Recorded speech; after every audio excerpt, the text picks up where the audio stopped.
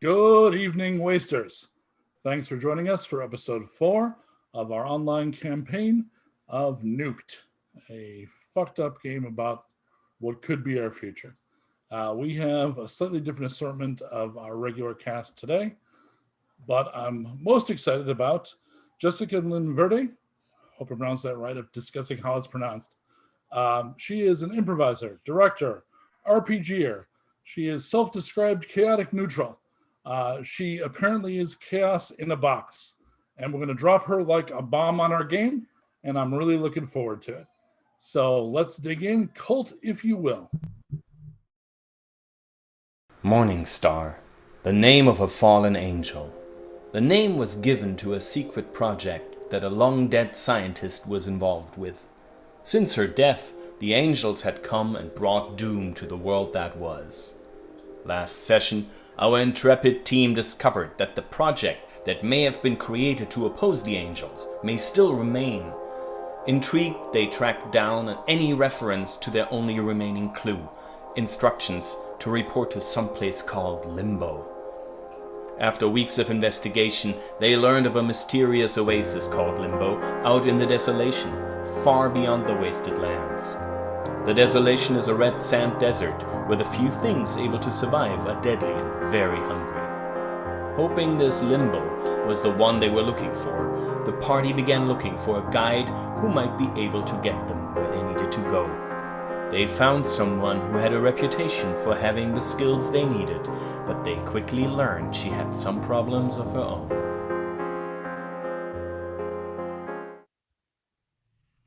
Nomi.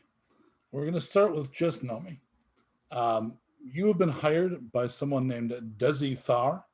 Desi Thar is, picture what you'd imagine a guy who chooses to call himself Desi Thar would look like. So, sort of post apocalyptic members only jacket kind of a dude.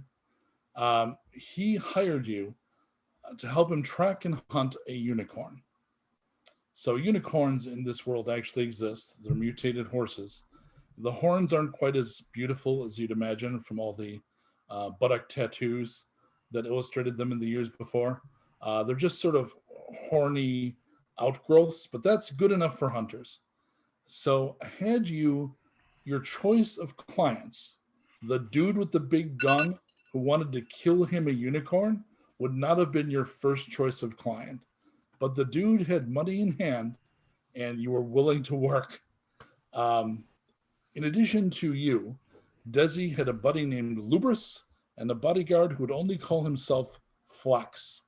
You learned very quickly that you would prefer to spend as little time alone with Flex as humanly possible.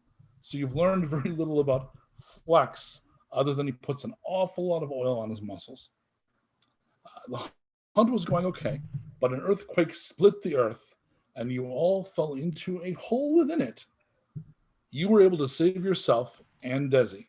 The others were killed, including oily old, creepy old Flex. Unfortunately, Desi's leg was trapped. You have been in a pit for 3 days. So let's get a description of Nomi as she would appear now in the half lit pit after eating ends of uncooked food. And you're probably not at your camera ready best right now.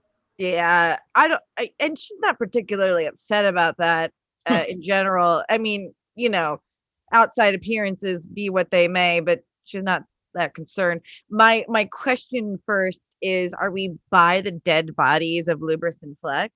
Or I would assume you have carefully cornholed them into bits of collapsed earth and so forth in a place you can get to them if you eat the at least Flex's pre-basted stage of being trapped in the pit. yeah, and there's like a way, like for some reason I know how to roast a pig out of the sand, so one could do that with one of their bodies. I'm sure I've made a makeshift oven. But my other question too is am I unable to escape the pit, thus I haven't left Desi, or am I there in that a tick after we see what you look like, but I can start there.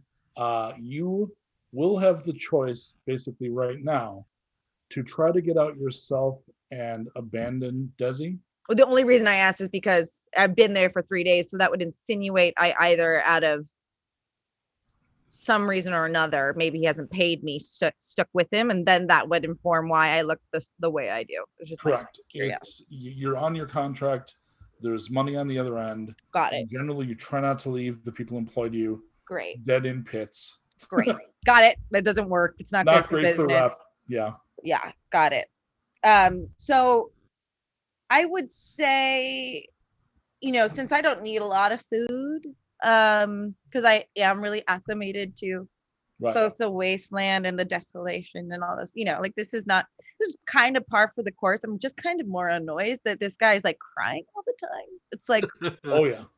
I mean, I'm sure it hurts, but I've already like administered some sort of, like tree moss or like rock, like solution that mixed with saliva, like it's should stay the rotting process of his leg. But yeah, you're right. She's not doing well from lack of outside, like probably like gaunt a little bit. Okay.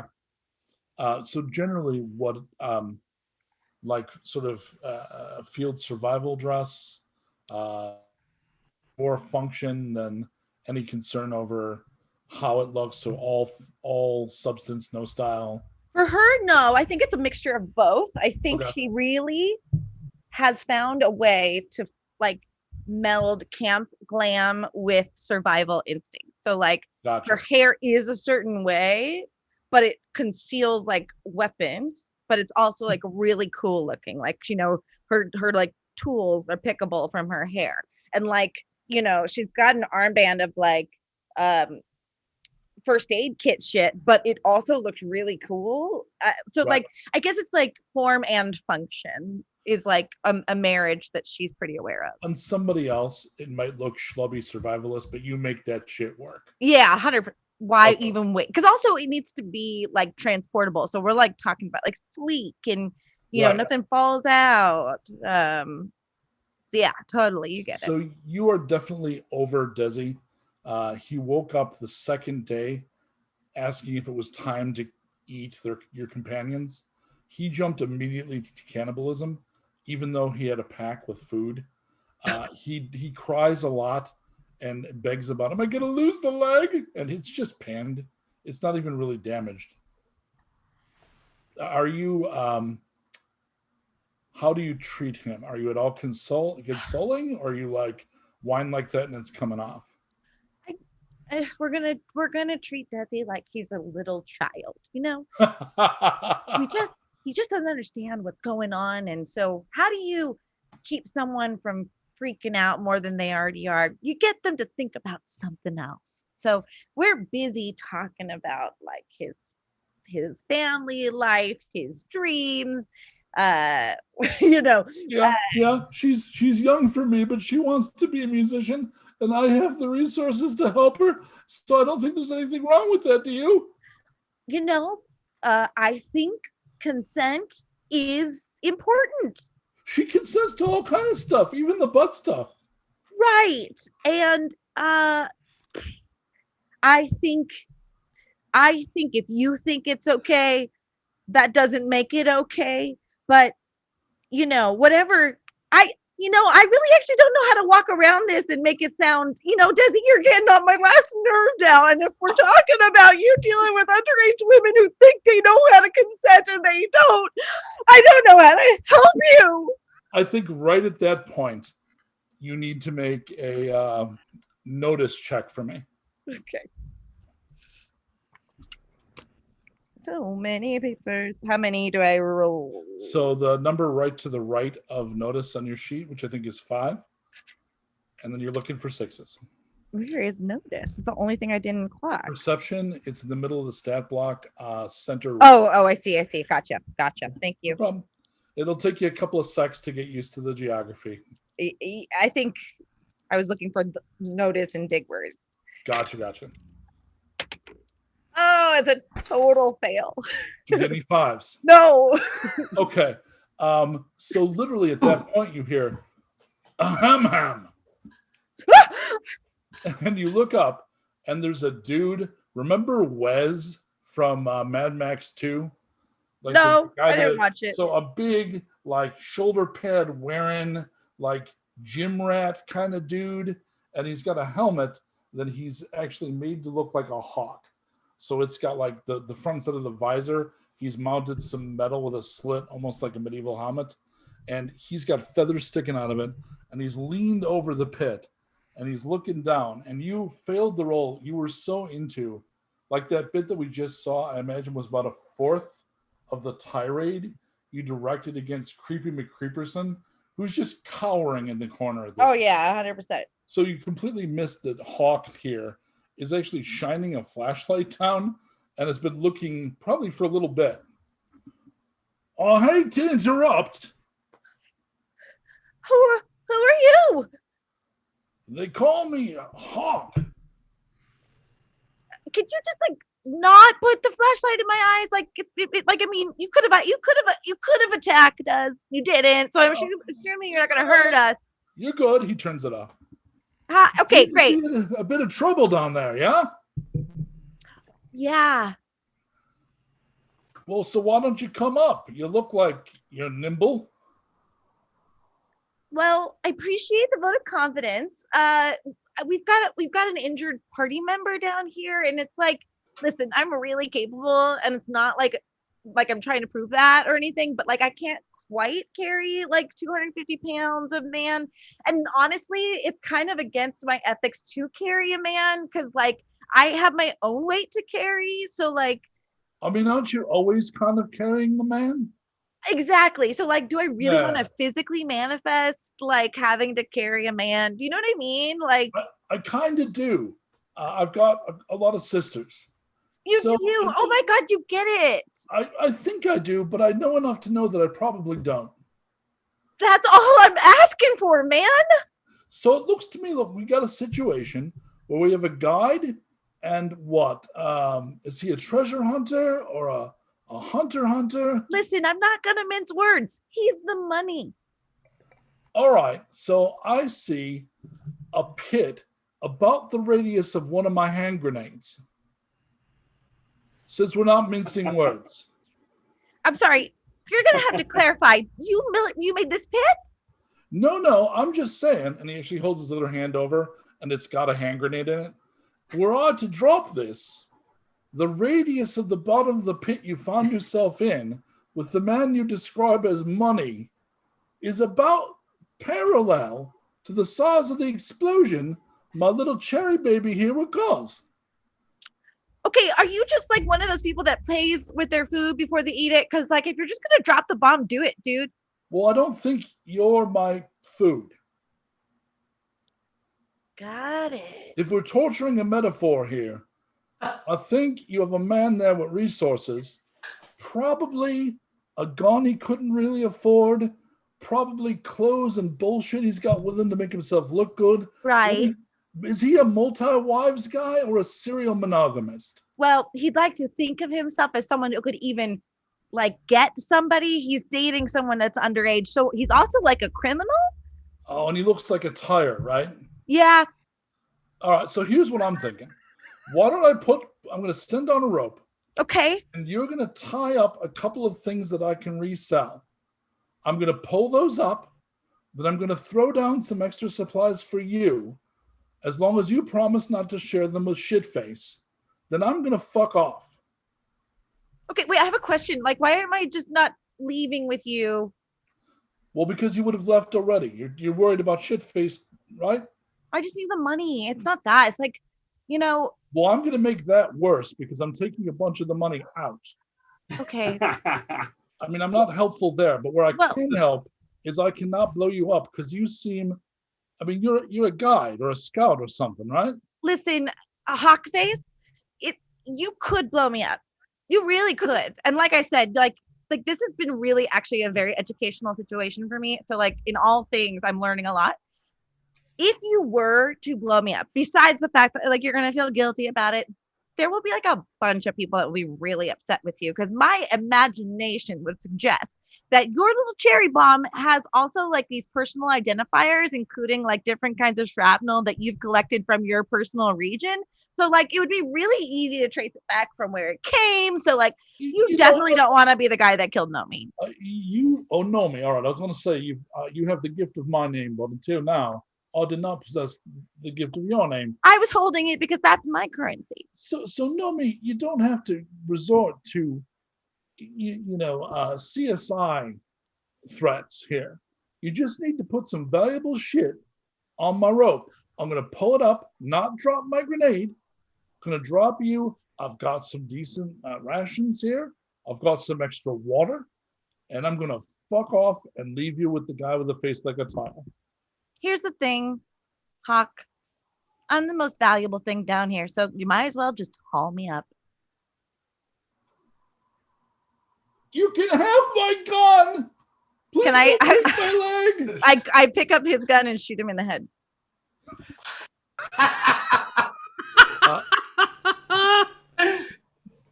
All right. So, anybody care to explain what this is? So that is karma. So you've just wasted our good karma. Some bad karma. Wait, he's such a piece of shit, though. It's murder, though. I mean, yeah, it's pretty much straight up murder. She did say she was chaotic, so so it'll affect something that happens later in the game, right? So Okay. So good karma would have, like, if you had a roll that went badly, you could have used good karma to just like overlook it. Bad karma will cause like lightning to hit us at some point. Got it. Or Right. some rogue karma, robot to take a chunk out of my leg, that kind of thing. Right, got it. When I use the bad karma, it flips back to good karma. Then you guys can use the good karma and it flips back to negative. Let me ask one clarifying question because I didn't know that this was a thing. Please. Would my character or do people in the world know that by doing bad things, this then affects? No, not at all. So my character wouldn't or anyone else would? Nope. Okay, great. Nope. And this is not meant, he says, pointing at the skull in the air, is not any kind of even implied criticism of your role playing. I got it. No, that's was right. Exactly fucking appropriate. It would make sense if she knew that killing him. That's all. That's the only reason why I asked. Oh yeah. Like narratively, she may find that on her path. It sounds like she's light years from there at this point. Yeah. Okay, so Erik, Navad, B, and Special Agent Goldwater. yes. You have been asking after a guide. You've not had to go into the Desolation yet. So we discussed this briefly, but since some people are watching and don't know this, the waste is kind of broken America, right? So it's ruined buildings, it's largely desolate.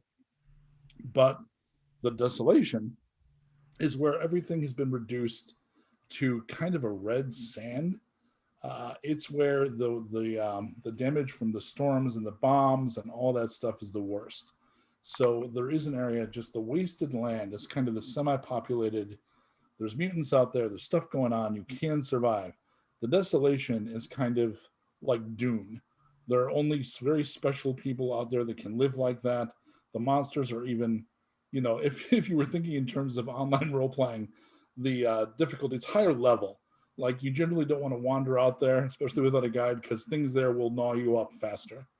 But you've been asking about that because every lead that you've got says the only thing that points to this limbo is someplace that more than one source, they think that it's out there in the Desolation to the north. You keep hearing the name Nomi. So Nomi is apparently somebody who was raised in the Desolation, so knows them really well, so can survive in them. You have had trouble finding her, and you have heard from someone that she was on a hunt and was expected back and has not come back. So you were getting ready to mount this expedition to save her because the narrator had no idea that somebody's head was coming off.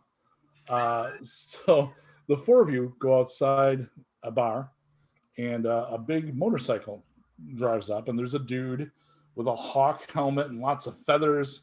And he's got a couple of riders with him, And on the back of his motorcycle, there is and you're maybe early 20s, Nomi? Yeah. So like, it's still fair to say young woman. And you're kind of like athletic build tough, right? I personally see her as like oddly soft looking, like Okay. like really like normal womanly. Like Right. yeah. Right. So it's not Whatever like, normal womanly is. well, yeah, there's a thing I posted to my Wandering Wizard page that was a great drawing of people of all types, all with different weapons. It was like, oh, finally, that's a friend of mine. That's my daughter. So yeah. Very So cool. she's not like Ray, crazy skinny, wrapped up in mummy bandages so she can go salvaging with acrobatic ropes. So this person, and your dress would identify you as someone from the Desolation. Say that again. What you wear would identify your culture. Since I go between both. Oh, yeah. I think it's fair to say that there's like she stands out, but it's not exactly why. Like her garb is probably more bright and gets more attention from most people, but that's not necessarily Desolation-esque. Right. Might not be what they would expect. Even. Correct. Yeah. When you think about someone coming from the Desolation, you probably consider this person to be very hardened, and you're not seeing that in her. Right. When she gets off the motorcycle, we'll say, to make this all easier, that someone from the bar says, "Hey, Nomi, you're back," just to draw attention to the party to her. Let's very quick do the walk around, describe yourself thing. We're going to go Erik, Nevad, B, and Goldwater. All right, so Erik is a short little dude with really long arms like a monkey. He's kind of hairy. He's not short, like abnormally short. He's just short. He's compact. He wears bright colors because fuck everyone. Does not care if he stands out.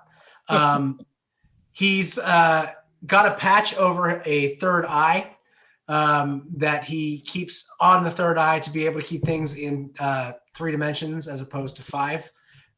It's a lot easier to shoot a gun when you're not seeing 5 dimensions. And what you'll probably notice fairly quickly is that he's sort of scaly and green in that he's a goblin. He's what they call a goblin in the wasteland. So he's, but neither ashamed nor particularly proud of it. It just is the way he is. And these days he's walking with a bit of a considerable limp. So there you have it. Yeah, I'm picturing it being very Gregory House, because the I thought you were going to say Gregory Hines for a second, and I was going to be like, that is the opposite of a limp, dude. Yeah, so yes, and motherfucker, let's do both. Sweet. I'm going to tap. He's really an amazing tap dancer. He and his brother did a movie called Tap. And then he did a movie with Mikhail Baryshnikov called White. Yeah. So you don't have the limp while you tap, Good- but then good when one. you get done dancing, you assume the limp again. Right. That's Yeah. only when I'm dancing do I not have the limp. I'm freest when I'm dancing. Yeah.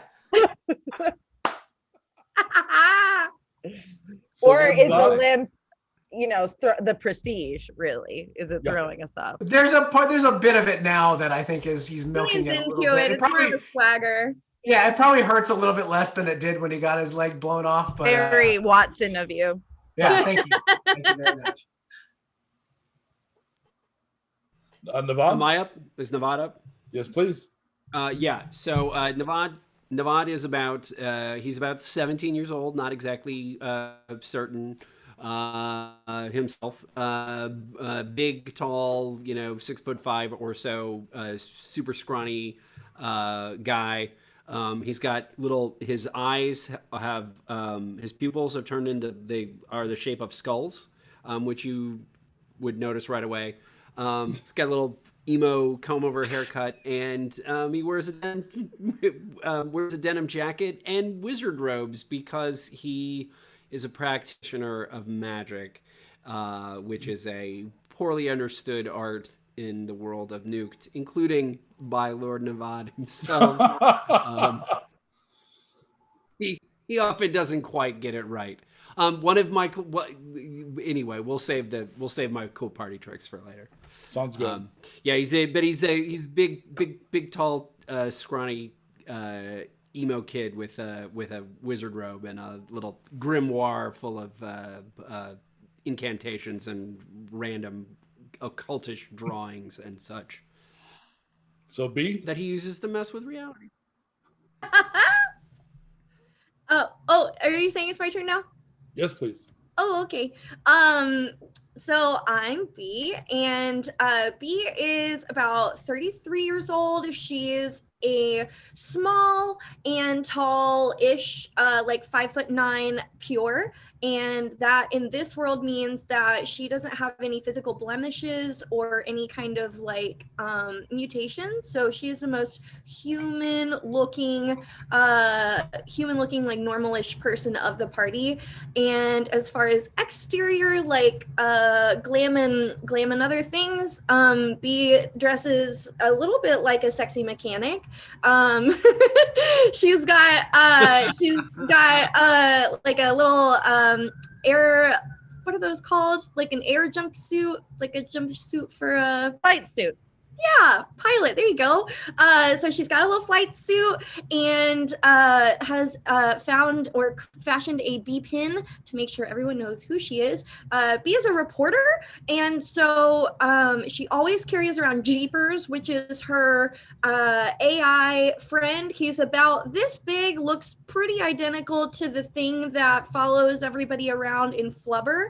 If you remember that little machine mechanic, it is yellow and it looks like a bee, and that thing's name is Jeepers. B talks to Jeepers and can understand the clicks and whistles that are translated out of it and other mechanical elements from this world, so she can like understand them as if they were a language. No one else can, so that makes for really public embarrassment laden situations for B and B alone. Yay. It occurred to me, Danielle, that Jeepers, there's a little thing that makes fake McMuffins that cooks eggs in this little waffle iron. It's about this big and it's a white clamshell. Yes. So you're telling me in addition to all the other things that I ask Jeepers to do, it can cook me breakfast? I think we can look for a breakfast upgrade. Yeah. I am definitely about it. There's okay. So if we're describing that thing from Flubber, it has the 3 little legs. That's the little part of it, and then it just slides that. That's the only function that part of it serves. But we've made an upgrade. So Agent Goldwater. Hi. Agent Goldwater is probably mid-30s. Facially, he looks like a mix between Tom Jane and Clark Gregg, who plays Agent Coulson, which is actually a pretty good approximation of his personality. He's a very by-the-book, post-apocalyptic IRS agent, but he's also kind of like the Punisher, because if you don't pay your taxes, it's your ass. He's wearing what I have on right now, just this suit and these pauldron and this, here it is, this badge that says IRS agent. So, Lovely. You've probably heard about IRS agents. They're kind of like annoying gunslingers because they come to areas and try to collect taxes or redistribute money or goods to people who need it from people who've taken it. Especially interested in illegal funds, because if you don't pay back your taxes on illegal funds, that's a violation. You get 3 warnings and then it's audit time. Wait, Agent Goldwater, you're truly a fantasy series. Is it bad to not pay your taxes, Agent Goldwater? It's very bad. Is it really bad? Is it bad for the United States? It's bad for the United States. It's bad for everybody. It is your responsibility as a citizen of the United States to remand any taxes that you owe. However, if you do not owe taxes, you may actually receive compensation from the government. That's true. That's true. Have we seen you Robin Hooding yet? So while the other scenes were going on, the last 2 games, I feel like what Agent Goldwater has been up to is, number one, trying to get the folks at the gas station, the SCA players, to use a more modern form of taxation instead of the era-appropriate taxation. They keep bringing too you simple. chickens and shit. Yeah. Yeah, it was too bartery, not enough like facty. Not enough. And also tables going, that you have to pull out. Right. Yeah, and also not. He's been going around to other settlements nearby, giving people their forms to fill out and trying to warn people that they do need to collect taxes, which means he has a bunch of cuts and bruises on him as usual because people throw things at him and try to get him to stop collecting taxes. So that's the state I'm in right now. Oh, I also forgot. I forgot last time is I actually am a mutant, but my mutations are very subtle, sensitive to sunlight. So I do wear a hood, but not like Lord Navod wears a hood. And I have a forked tongue. So if I ever get if I'm really concentrating, it'll come out and start flicking back and forth. Oh. So you're a snake with lupus, basically. Yeah. So this group of people is actually inside the bar, and you're having the drink they just call mash. That's slightly fermented fruit of various kinds. So it's a lot like I understand toilet wine is made. So you're basically all drinking and eating slightly irradiated toilet wine, and getting to know each other. So they've approached Nomi. They say, we have a job for you, and we will leave it up to the group to explain what that might be. Go. So this is going to sound really strange, but we had a bit of a situation at an army base a little while back, where we were given the gift of a word named Limbo. Limbo is supposed to be a place where we're going to be able to continue to pursue the up above. Yeah, I know Limbo.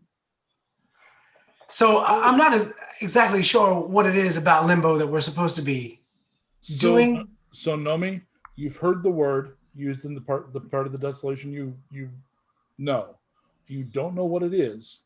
You've never been there. Got it. As far as being able to take them to the area, absolutely. Oh, so I know where it is. You said, but I haven't been At least in a rough area. Got so it. You might have to do a little searching around. Yeah. Kind of like Jackaroo too. Yeah. Okay. So maybe you've ever heard of Jackarutu. It's a similar situation to that.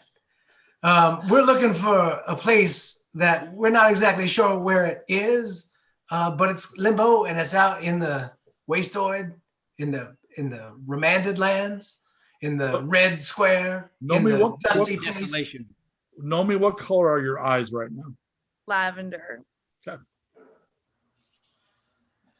So we were hoping, long story short, that we might be able to make some sort of a deal to get a guide, and we hear you're the best there is.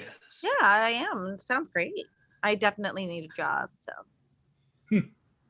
I think we have the camera cut back to like the remains of the other group, like at the bottom of the pit.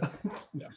I assume you let Hawk keep the rifle. Oh yeah, Hawk got what he needed. He gave me back. He got me back into town sooner than I was going. Cool. What's your price? Well, as I'm sure you know, this is a really uncertain time. So, like, I might think it might take us a certain amount of time to get to Limbo, but one can never be too sure. Now, like you said, I'm the best. And I don't like to personally say that, but with that comes a certain set of skills and needs and, understanding is all I'm looking for. So let's say we agree on a certain amount at the top and then reassess right before we get there and then reassess again once we get there. I think the best way to do this is to pull the camera back as the characters begin to barter and negotiate, given that the characters understand what a lot is a lot better than the players do, and at various levels of like barter. So we kind of see a montage of like friendly back up, more emphatic negotiating, and that kind of thing. I will say, because the group has been generally reasonably generous when they can be, that Nomi would come away with a contract she would feel is on the generous side of appropriate. Yeah. Correct me Great. if I'm wrong, party. No, you're Yeah, good. that's fine. That seems Sound right. That Okay. seems right. I mean, I'm guessing it would be we'd start with an even fifth, right? Because we're 5 of us heading out there, and then I don't know where we land. The reason I didn't go directly into that is you don't know that there'll be even one vote, because you're doing Right. this purely for information. So it'd be like a fifth of maybe a sandwich. But you're able to negotiate something. Right. What about an egg McMuffin? deal. Will you Okay. accept an egg McMuffin? It's, listen, I'm just going to say this at the top. I will work for you, but just so you know, it has been my experience that when groups tend to be a little bit more on the generous side, means that they're going to take advantage of you in one way or another. So just know that I'm fully capable of myself. And I'm going to sleep with one eye open. That's fair and prudent. Last thing, do you mind signing this contract and this Go itemized take your contract form? paperwork away. Nobody's signing your W-9s, your W-2s, or your W-4s. can't- You need to put your shit out. So just minor point about this is retro future from the 80s. Okay. So like he has a printer on his hip that's a dot matrix printer. Got it. So he like prints you a little contract and it goes zin, zin, zin, zin. Got the track feed of the paper. Yep, you got to go in there and Yeah. yeah. God Yeah, damn it! clamp the sides. Here's the thing, IRS. It's not that I don't want to sign it, but it's definitely counterintuitive to the fact that we might have to renegotiate as things go on. So I try not to put too much emphasis at what might happen at the top. Just so that I'll you're- write an addendum, and I just take out my pen and write an addendum to cover that.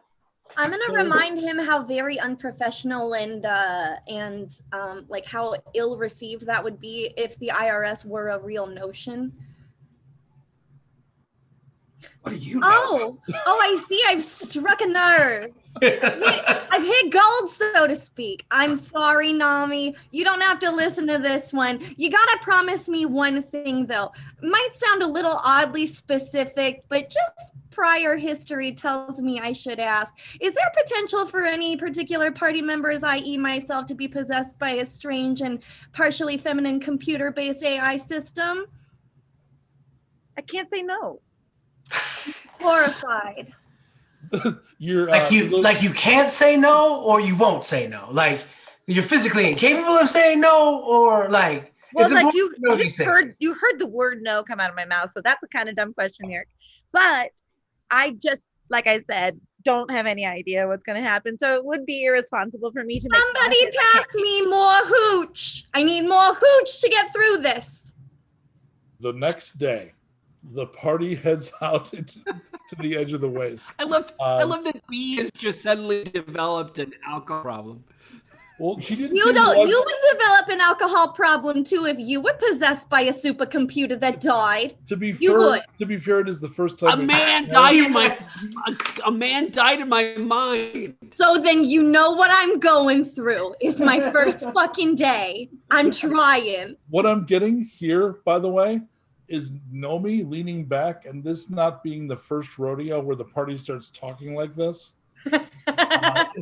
and just kind of taking it in. Yeah, this particular group is talking about possession, and what are you taking it at all seriously, or just kind of I'm here to do my job and detached from it? Well, I find people of all shapes and sizes and mutations very interesting. And I feel like what's very concerning to some extent is how vulnerable this group is already being around me. And basically, people explain themselves just in the way that they talk to each other. So I am learning so much, because not only am I trying to let them survive this trip, I have to survive myself. Give me a willpower save, please. Willpower is underwear. Saving throws throws, on the left. Saving to the left side of the sheet. There's 3 saving throws, 3 gray endurance, bars. reaction. Okay, great. and- Great. Thank you. No problem. You got it. 1-6. Woo! Okay.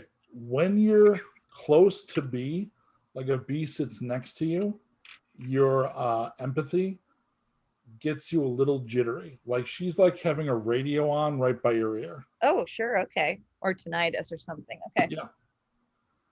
Okay. All right, but because you made the save, it doesn't really, you're in complete control. It's just that's Something the I'm thing. aware of. Exactly right. Great.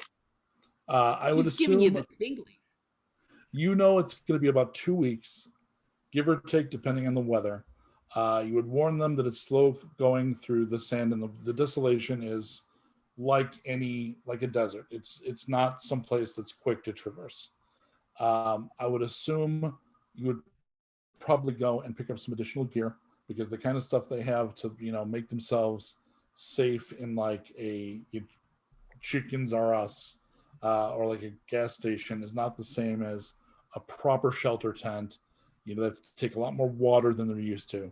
So there's a couple of hours of that, of you guys just accumulating stuff you need to go into the Red Desert, and then off you go. So it's going to be a couple of days just to go to the edge of the waste, and then you're literally heading the direction no one really goes, because as the wasted world is establishing itself, it becomes a network, right, where people go to trade, where there's comings and goings. Streets, even ones you're walking on, have an arterial rhythm and a feel to it. But when you're going to the desolation, there's no arterial flow that way, right? So those areas also are, when there are ruins, they're more ruined because nothing has ever gone in there and shored it up.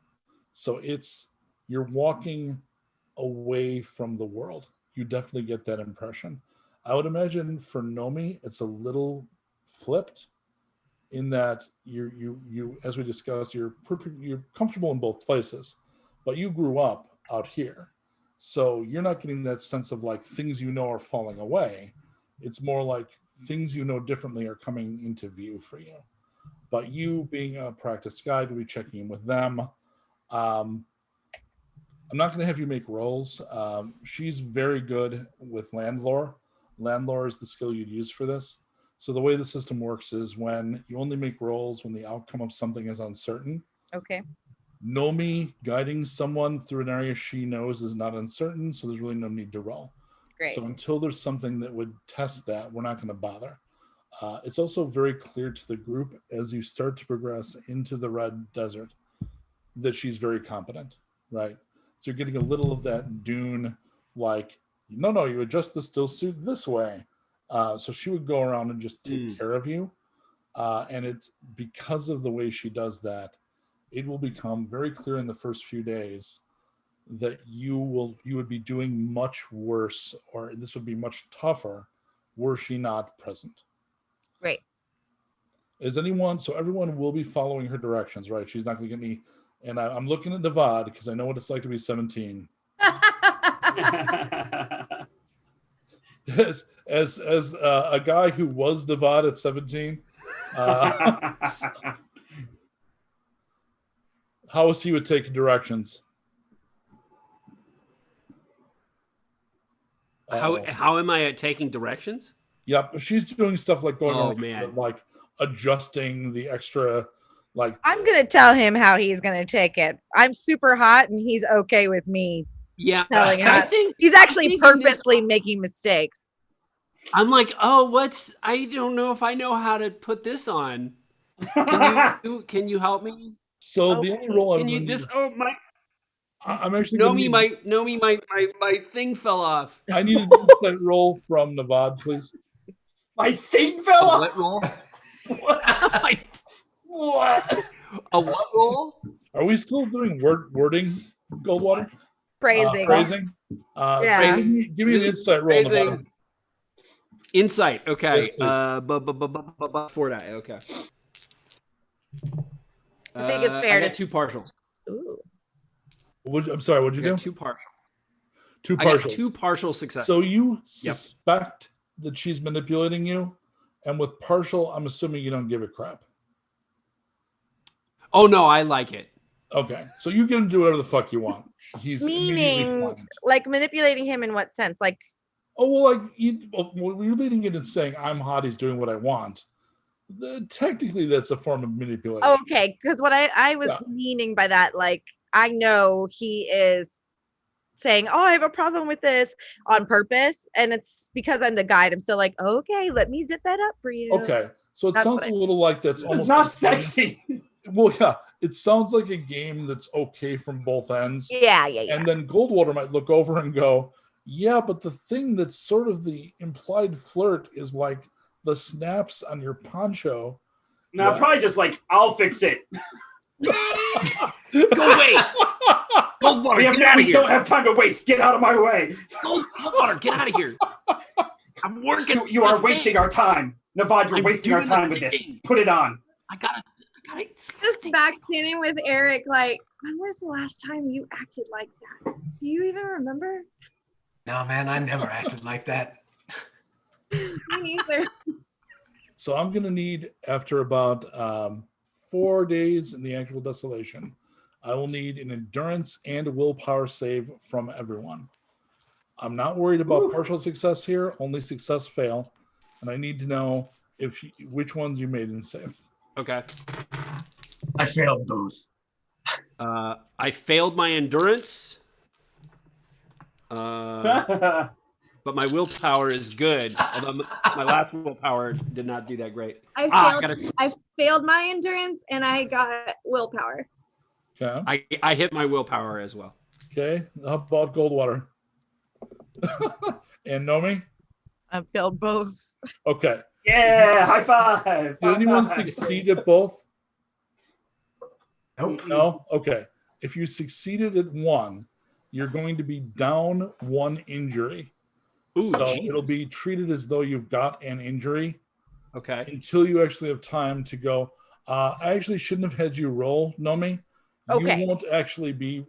You're used to this. I thought that was the case, but I'm in good faith following your direction. No, I appreciate that. And you had practice with the stupid system, so that's fine. But you would be like, if I was not a member of the Desolation, this would be totally tough, but I totally am. So I understand why everyone's having a problem. In fact, I made everyone stop to like check in. Right. Yeah, got it. If you failed both, you're down 2 injuries, and you have a -1 die penalty on everything.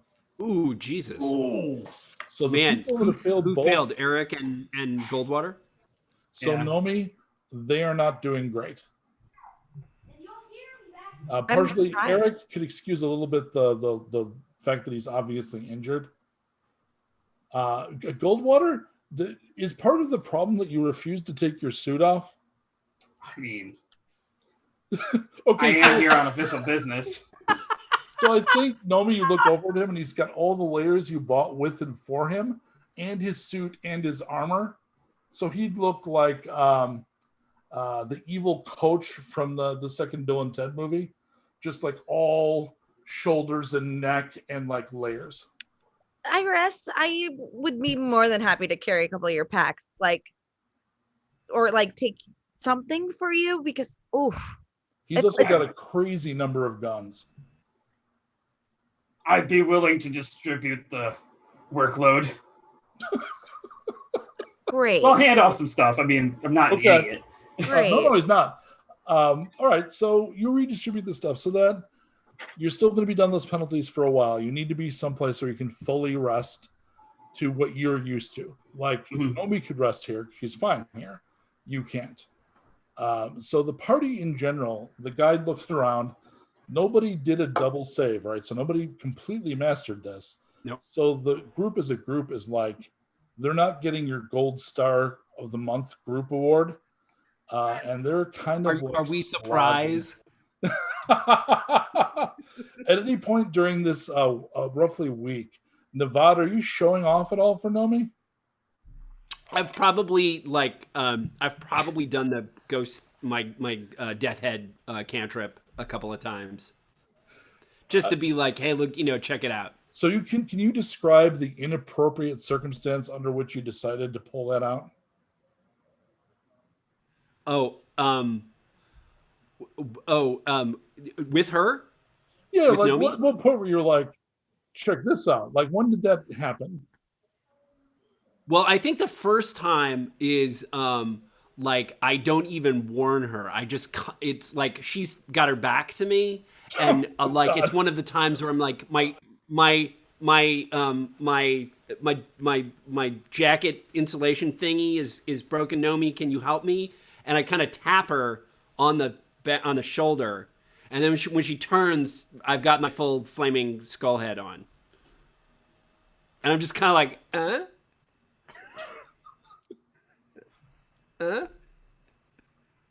Okay. Can Do you need help, or did you do that to yourself on purpose? Can you help me with the jacket? Yeah. The jacket was Of the course. jacket was real. You know, of course. Yeah. A week into the Desolation. Man, I've fallen down the stairs. I have a chronic knee injury. My meniscus tore again a couple weeks ago. That hurt more than all those put together. That was awful. Oh my God. I'm actually laughing in character and out of character because this happens to him all the time. Not once has the ghost face worked for anything positive. Not a single time. I'm keeping a tally. I normally wear like a captain's wrist thing that I don't have on today, but I'm keeping a tally on the inside of how many times this has gone poorly for him. So you're saying I haven't made a brilliant choice. I made the obvious choice. No, you made the best. You've made the typical choice. Yeah, I got it. I think I would maybe frame that as like distinct, he hasn't distinct up so and my- aware choice. Yeah. Yeah. Well, so my guess is he knows that he can do it, but he hasn't quite mastered the way the face looks, and there's something goofy about it. There's just something like it's not scary, it's cute somehow. It's like when someone knows they have a great story, but just hasn't figured out like the punchline to it. Exactly. They're missing one element where everyone's like, yeah. Okay. Yeah, I'm picturing it being almost like a Halloween skeleton as opposed to like a properly scary skeleton. Right. Okay, so it's like smiling. Yeah. So after the first week out in the Desolation, you get up, have breakfast in the morning, which is probably disappointing to everybody but Nomi, and you break camp and head out. I'm going to need to know who has the highest notice roll, please. What is the roll? The highest number. Don't roll anything. Notice. I'm a 4, so 5. Middle of the pack, probably. Looks like it's Erik. Yeah. What's the roll? Nomi's got a 5. I'm just looking for the number of dice. So Nomi's got a 5. For notice. Is that including the Die penalty? Yeah. No. Oh, yeah. It'll be a 4. So it's 5 for me. So go ahead and have Nomi roll, and you get a bonus die because you're rolling as a group. And I'm rolling 5. So you'll be rolling 6. 6. You get a bonus die because it's not just you rolling. I think D&D does that too. That is going to be 2 successes. You spot on the horizon a pack of things that look like caterpillars. And what I mean by that is giant caterpillars with cat heads. Caterpillars. And they Oh my God. kind of swimming through the air with the kind of little cilia that they have at the edges of the caterpillar bodies. Uh-huh. So they're maybe Wait, they can fly? They're flying, they're gliding. It's like they look like they're swimming. And they're approaching you like a pack would. So they're kind of going a little to the side. They're coming generally your way. You think they're about the length of a Nissan. Okay. So they're big. And do I get the sense that A, my group needs to know about it, B, they're dangerous? You can make me a beast mastery roll. which is 5 dice for you. Oh, shite. 2, 6, 3. These are absolutely harmless unless they're starving, and they love affection. Do they look hungry? Is there anything happening about them that looks like they are hungry? Again, because you have the skill, we're not going to make you roll for that. The fact that they're doing this to approach instead of this, if they were starving, they'd be doing this. Beelining, great. So they kind of have like, again, picture that, right? The kind of fluffy caterpillar with a real fluffy cat head on it. Oh, I know exactly what you're telling me. They've got like a very playful look to them. So it's almost like puppy attack. Yeah. Okay. So I turn to the group and I'm like, okay, people, you're just gonna you're gonna have to trust me on this, but do me one favor. Everybody close your eyes.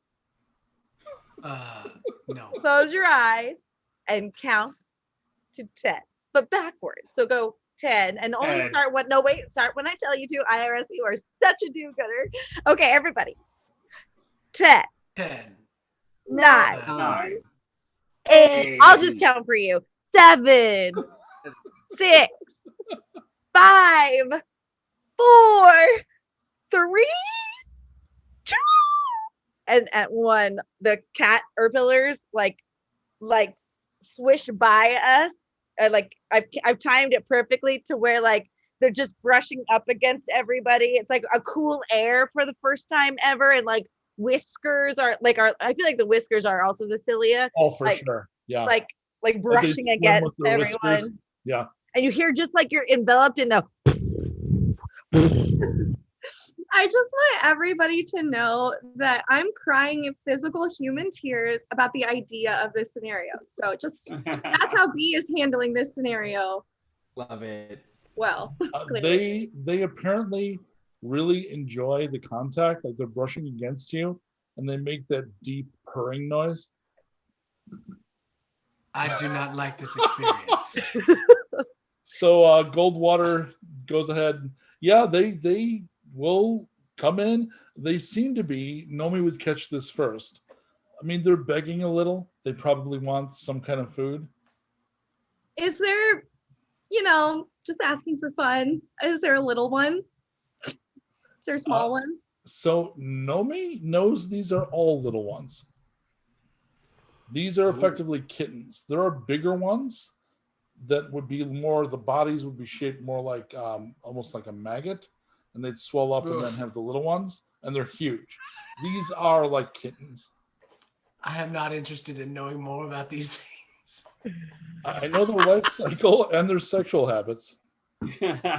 Oh my God, how do they reproduce? I'm so curious. So do you feed them? Yes, I do. They are carnivorous, so they would prefer bits of meat.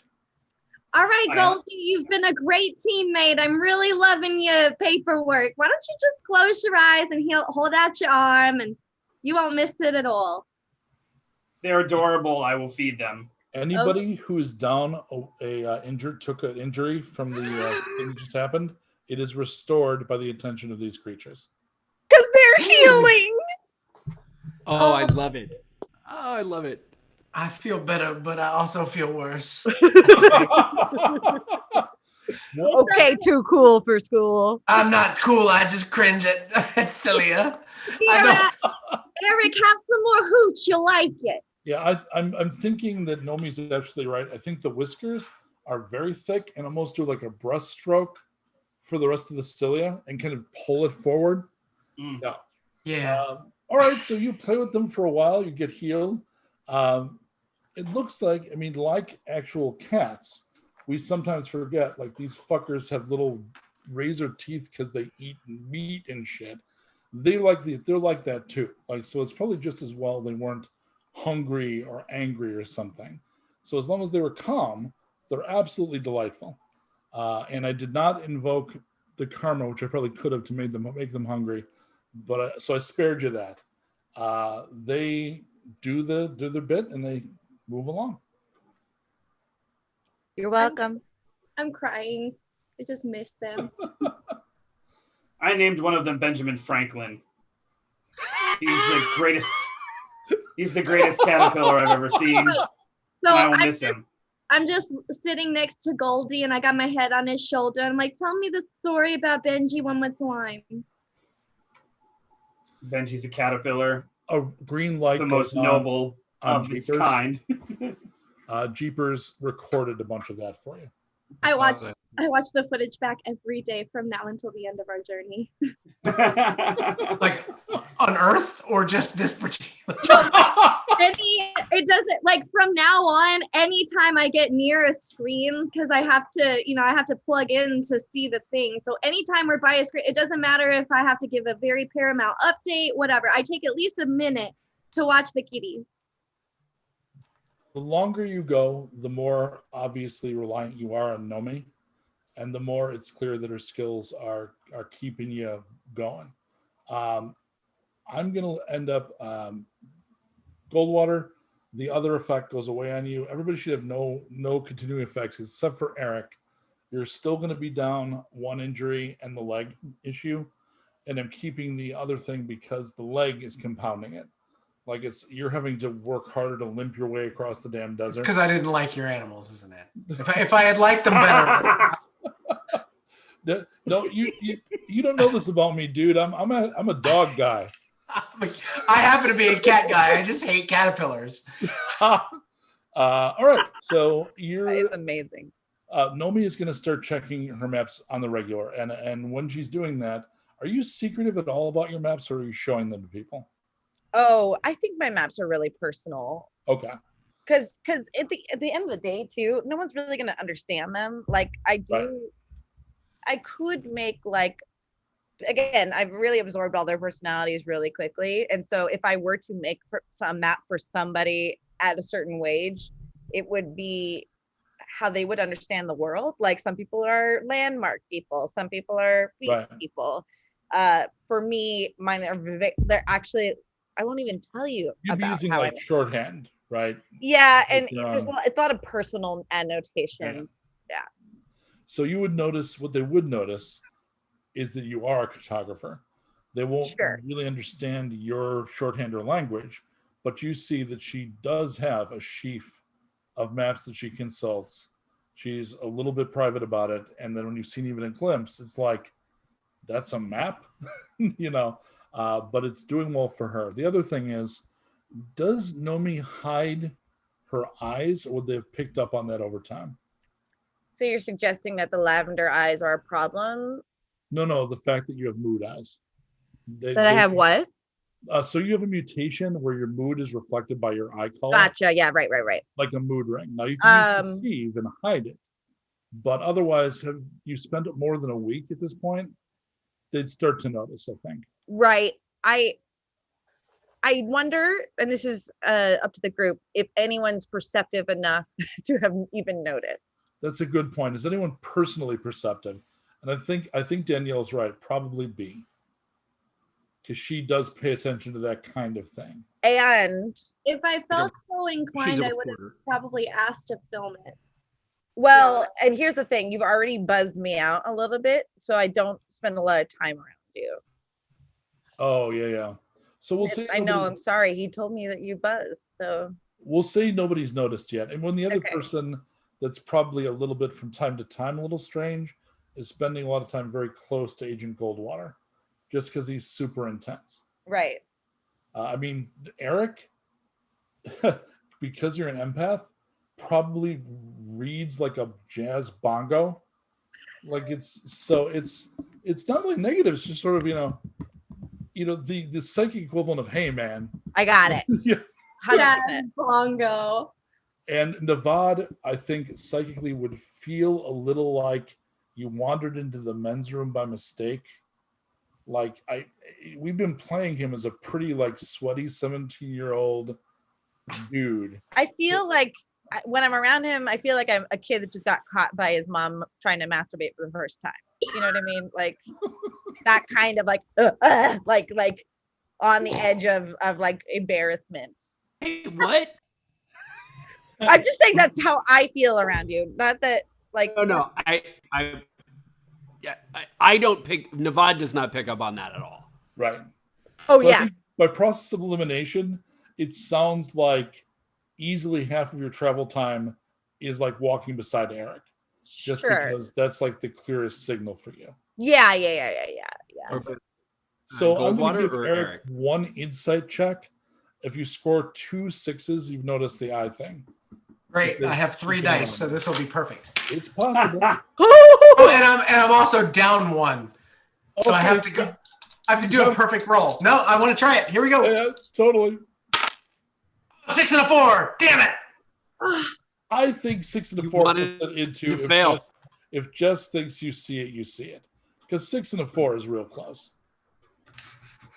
Let's say this. Let's say you've noticed her eyes change color, but you have no idea why. Okay. So you've seen them be not lavender. Yeah, I So- would say lavender is at norm. It's like cool and calm. Yep, not Cool, calm, threatened. collected. Yeah. But I think like as the cats terpillars were around us, they were turning like yellowish out of happiness. And so because like finally something was like woo up at the top. Right. So because Erik was so disengaged with the caterpillars, he was noticing like, so maybe he caught a glimpse there. Cool. So if we are walking just the two, we're walking closely, just the two of us. Yeah. At some point you would be. Yeah. Yeah. So I would turn to you and be like, so I'll show you mine if you show me yours. Phrasing. I don't have a third eye. You know what I'm talking about.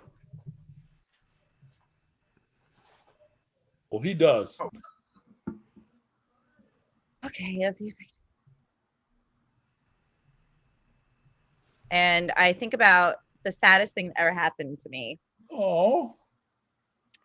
And I don't explain it, but then I look up.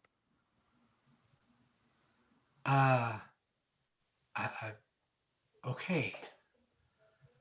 And Erik is uncharacteristically quiet about that experience. What would that be? You think like a cloudy gray? I actually got like really deep blue. Oh yeah, cool. So I don't know exactly what it means, but I know it means something that I probably am not going to tell anybody else about. And I think she knows that. Cool. The next day, it's early evening. Nomi started to look at our maps more and more often because this where you're looking for is probably in this area somewhere.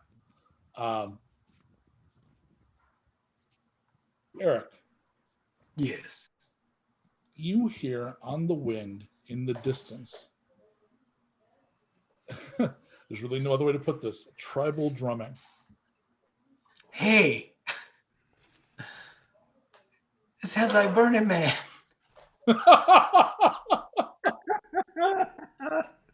Even after the apocalypse, people are still driving out in the middle of the desert and jumping around. Yeah. Hey y'all. I hear some drums. Do they sound like friendly drums or like we're gonna kick your ass drums? I mean, so we've figured out you're not tribal, right? You're just people that lived in the Desolation. Right. Like you don't have the face tattoo, you don't have those traditions, none of that. I don't know. Okay. Especially since So- I got it. I feel like I went on a Rumspringa, and that's how I got to. You know what I mean? Like Right. before I got indoctrinated. Yeah. Hey guys, I like bars. Yeah. Exactly. So it's not you. This doesn't sound like the tribals that you're used to, and like your family, your extended family, they weren't tribal, but you know a lot of tribals. Yeah. I have relationships. Yeah, Nomi knows a lot of them, and you would know things like that would be a sound you'd know. You'd be like, oh, that's Tagaran or whatever the hell. Right. None of that. You're not sure what that is. So none of you really can pick up on anything other than tribal sounds. So this is interesting. I don't know where we're headed next. And from what little I know about what I'm hearing, it's not good. Is this part of the negotiating when you get close to the target? It's incredibly perceptive of you, Erik, and really helpful that I don't have to be the one to broach the very uncomfortable topic. So here's the thing. It's gonna be fine. Like, probably. It's just gonna be tough. And I think I should lead this. And I'm gonna go ahead and scout, and y'all are gonna stay here. And then if I don't come back in a day, I don't know. What if Can we confab the team? Just a moment. Okay. I mean, a day. I think It's a somebody long should time. go with her. That way, if she bails out or dies or something, then somebody can come back and at least tell us what we're about to be up against, maybe. Or I don't know. 2 people will die. I mean, or 2 people will die. You know, at least they die together. They can hold hands or something. Lord Navad, you seem obsessed with her. Why don't you go? I say we send the kid. I agree, Erik. I agree. I mean, I'm not sure he has opposed. this. I don't know if he has the skill set necessary to do a reconnaissance mission with stealth.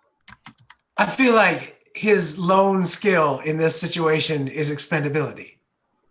Hey, I mean, if we're gonna vote, right? I mean, come on now. Lord Navad, I'm going to need Even you would agree. a sense check from you, sir. from Erik or from Navad? Navad. Okay, 1 second. Sense. If I film them walking off into the distance and they come back, they'll look like heroes, the way I edit. But if they film them walking away and they never come back, then we have the most epic saga for the world news to see. Just say. Could we just send Jeepers? I got Either a way, 6. No, because Jeepers can't So- come back and like do the full I'd have to plug in. Otherwise, I'd offer. Did you get a Otherwise, success, Navad? I did. You feel so sensing is things that are not fully natural. So you use sense rolls to pick up on radiation. Mages use it to pick up on magic, and it's like what I imagine the nearest similarity is. You know when a cold front comes in and the pressure drops, and there's just that sudden awareness, like the world feels a little different. You feel that. And it's like those drum beats are kind of drumming on that sense. So you think there may be magic being performed over there. Oh.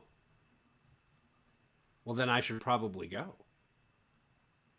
I mean, I feel like I'm a student of the craft. I feel like I should probably invest.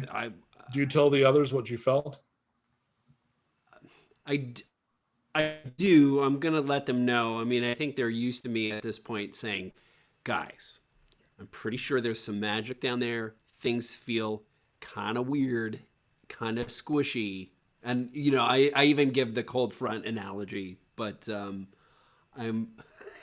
is not the first time I've run them through this kind of a thing. Navad, if you feel like you're the best person to go on this portion of the mission, then I support it. If there is magic involved, good. I'm gonna go. So Nomi, are you okay going with Navad? So everyone comes to me and they're like, "Okay, we're gonna send some with you." And I'm a little frustrated, but like still trying to like behave diplomatically. And this is I turn to IRS and I say, "Listen, this is the one time where I am actually going to sign a contract. The reason why I wanted to go alone is because if I die, then it's me. Mm-hmm. If you die, which I'm going to be honest, any of you die, that's on me. And you don't know if I killed him or not. So if I come back without him, it looks suspicious. I'm really just trying to help everyone here. So either we make a contract that says I'm not going to kill him, or B, if I don't return, I die. Like, do you understand like where I'm coming from? Like, it's not that I don't want you to come with me. It's not like I'm actually like trying to protect you all. Yes, you're worried about the liability of his life being on your hands. Correct. Correct. However, given the fact that this does have magic involved, I do feel like it would be best for him to go along. And I also trust you well enough, seeing your skills over the past 2 weeks, that you can keep him alive, or at least keep him safe. Okay, I'm not going to negotiate this any further. It's fine, but if he dies, he dies. You know what I mean? Yes, of course. Here's a contract. I get a little giddy because somebody told me to make a contract. And I kind of wander over, and I'm just like, hey guys, what are you guys talking about? Nothing. Just just take your pumpkin face with you, and everything will be fine. I'm sure. What color do Nomi's eyes go when she realized that I'm going down there with her? Red. like a hot flame. It's like a fire. It's like flames on the side of it. I got a contract. Woo! All right, so Nomi and I'm filming Goldwater get his contract for the first time like ever. So I'm very. That's not true. Can I ask a clarifying question? Of course. Do I know that Jeepers is actually broadcasting, or is this just in your mind that this is happening? He only broadcasts whenever we pull in, like into port, meaning into a city that has a television that is able to broadcast. So I'm recording for posterity so that when we get to those places, I have footage. And would you have told me this? Because I don't know how much Nomi's comfortable with this. You wouldn't really know, and it's not like you would it's not like clearly Jeepers is around and you would notice Jeepers, but I haven't focused Jeepers on you at all because you clarified that you're recording. No. Okay, great. No. I'm certainly uncomfortable around you for many reasons. So all right, so Nomi and Navad, quite the pair, walk away from Wanta camp and head out. Okay. Are you gonna do, Erik, the stay at a distance with your death machine? Well, I mean, are they a day out? No, they're a couple hours. Oh, then yeah, maybe I sort of suggest to the team that we follow them at a distance instead of otherwise we're just setting up camp in the middle of the desert, right? That is so dumb. No, we signed a contract, Erik. We'll wait here.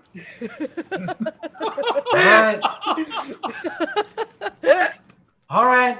I love that Agent Goldwater is effectively like a golem. As long as the contract, he's locked in, you know?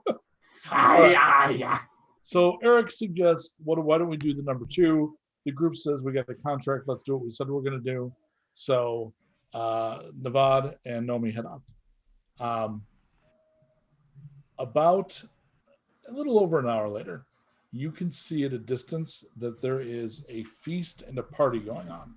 So you're kind of stealthing, but there's nobody in your immediate area. You can see them. And you see there's a large enough camp that there's big tents and small tents.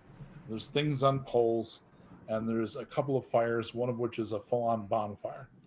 And you know enough, Nomi, about limited access to things that burn well, that if you're going to burn this much, it's either celebratory or ritualistic, or you wouldn't bother consuming that much. You know, like the reason we have stir fry is to conserve cooking fuel.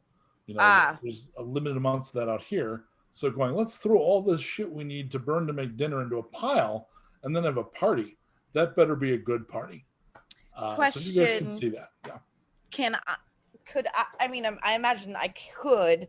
Am I able to discern the smell of the food from human versus like carrion? If you circle the camp so that you're downwind and get a little closer, I'll give you a roll to pick up what you think it is. Yeah, so I'm feeling positive, and I turn to Navad and I'm like, listen, this bodes well for us because a well-fed tribe, whether we know them or not, is probably going to be a little bit more amenable. But if they might pretend to be amenable because they want to eat us. So we have to like figure out a couple more things before we can like approach. You know what I mean? Okay. Yeah. Oh, whatever you say. That sounds good. Yeah. Okay. Navad, what's your stealth? I mean, I gotta take a look at my stealth. It is. Hold on. It's a 2. It's not great. Okay, I'm gangly as hell. So he's a 2 and you're a 5.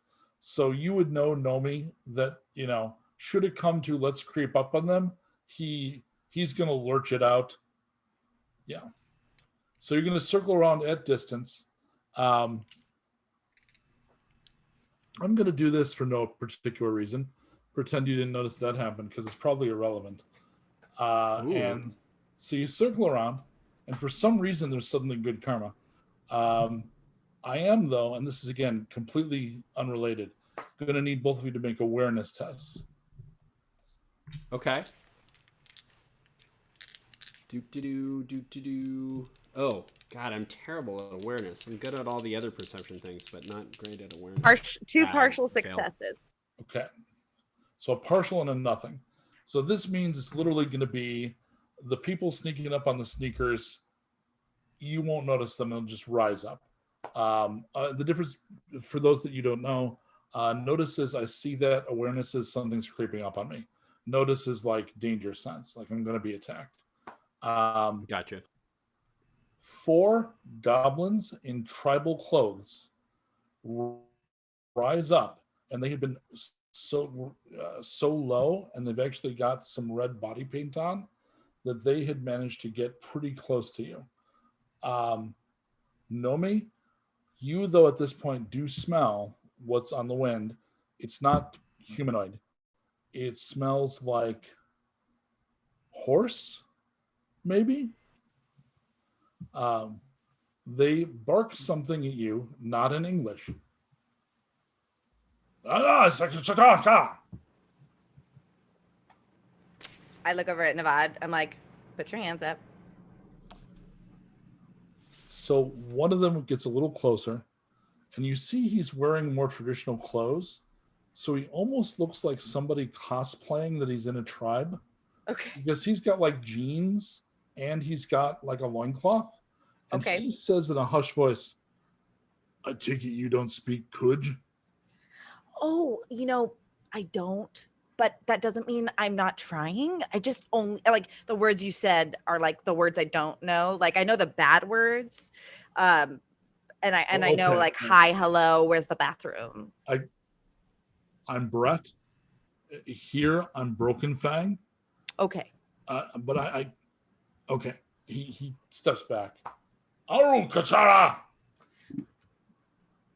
Baka. And he waves. Do you follow them in? Yeah. You see that there are a bunch of tribal goblins and trolls. And you get the same kind of look when you get up close. Like, it's a little like, and this won't land for Nomi, but will land for Navad. A little like the Shire, where, they're reenactors. These are like, it almost reminds you of, you've heard stories of, before the fall, these weird clubs for men where they regain their manhood and they eat meat and they howl like wolves and they do lots of ridiculous bullshit. It kind of looks like that, except you do see women, but the vibe is sort of like that. Yeah. And there is, at the middle of the camp, there's the big bonfire, and there is spitted a horse that's having meat taken off of it. And there is a very tall, like taller than Torg, female troll. And her clothes are essentially like caution tape strips. So kind of like go punky with Fifth Element, like a real bad, like punk New Year's Eve party kind of a feel. And she's got this weird horn thing, and they're drinking blood out of it. She's got a big, like a horn filled with blood. And their blood's coming. they seem to have drained it out of the thing before they cooked it. So they have a barrel, and they're refilling it, and going around each one and drinking it. Did you say female frog? Frog? No. They have a group member named Torg. Oh, Torg. She is taller than. Oh, you didn't say that she's a female frog. You said that she's got it. She's Torg is about 7.5 feet. Right. Okay, but so we're looking at a woman, but like a giantess. Correct. In effect, a giantess. Great. But everybody in this camp are all greenskins. They all have slightly sharpened teeth. The goblins have pointed ears. For just as information, the goblinoids have sort of become their own self-propagating race. So they were. Some people think they're the destination of the mutation that's happening because they're resistant to radiation. They don't get the new diseases, so they're kind of suited to the new world. But this is apparently, and the ones that are called trolls they look like trolls. They tend to have horns. They're enormous, and this is an entire camp of them. They seem to kind of speak English, but they're also. It kind of feels like the Esperanto Club, like they've all chosen to have this other language, and they're like the way you reacted to it was perfect, Nomi, because they're kind of that reaction with each other a little, like they're correcting each other's pronunciation. It's a very strange scene. And Navad, you think the enormous woman is both the leader and possibly a shaman, because you think the magic is coming from her. Okay. Okay. Cool. Welcome. Welcome, travelers.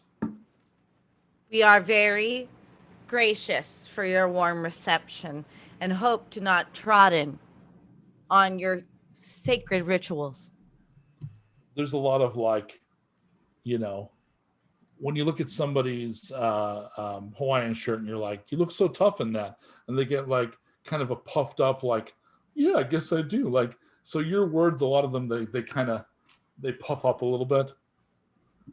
Yeah, it is a sacred ritual, right, Tim? Yeah, totally. She looks at you, Navad. I smell something unusual about you. I could say the same for you. I immediately punch Nevada in the shoulder. Immediately, without even looking at him, like. He turns to Nomi. Do you live in the desolate place? I am the one who traverses all. Is this your shaman? Oh, no, not at all. No.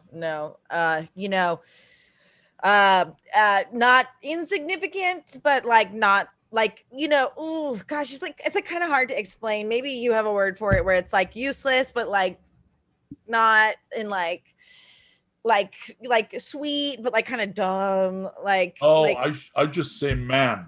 Oh yeah, that's great. Hey, Mike.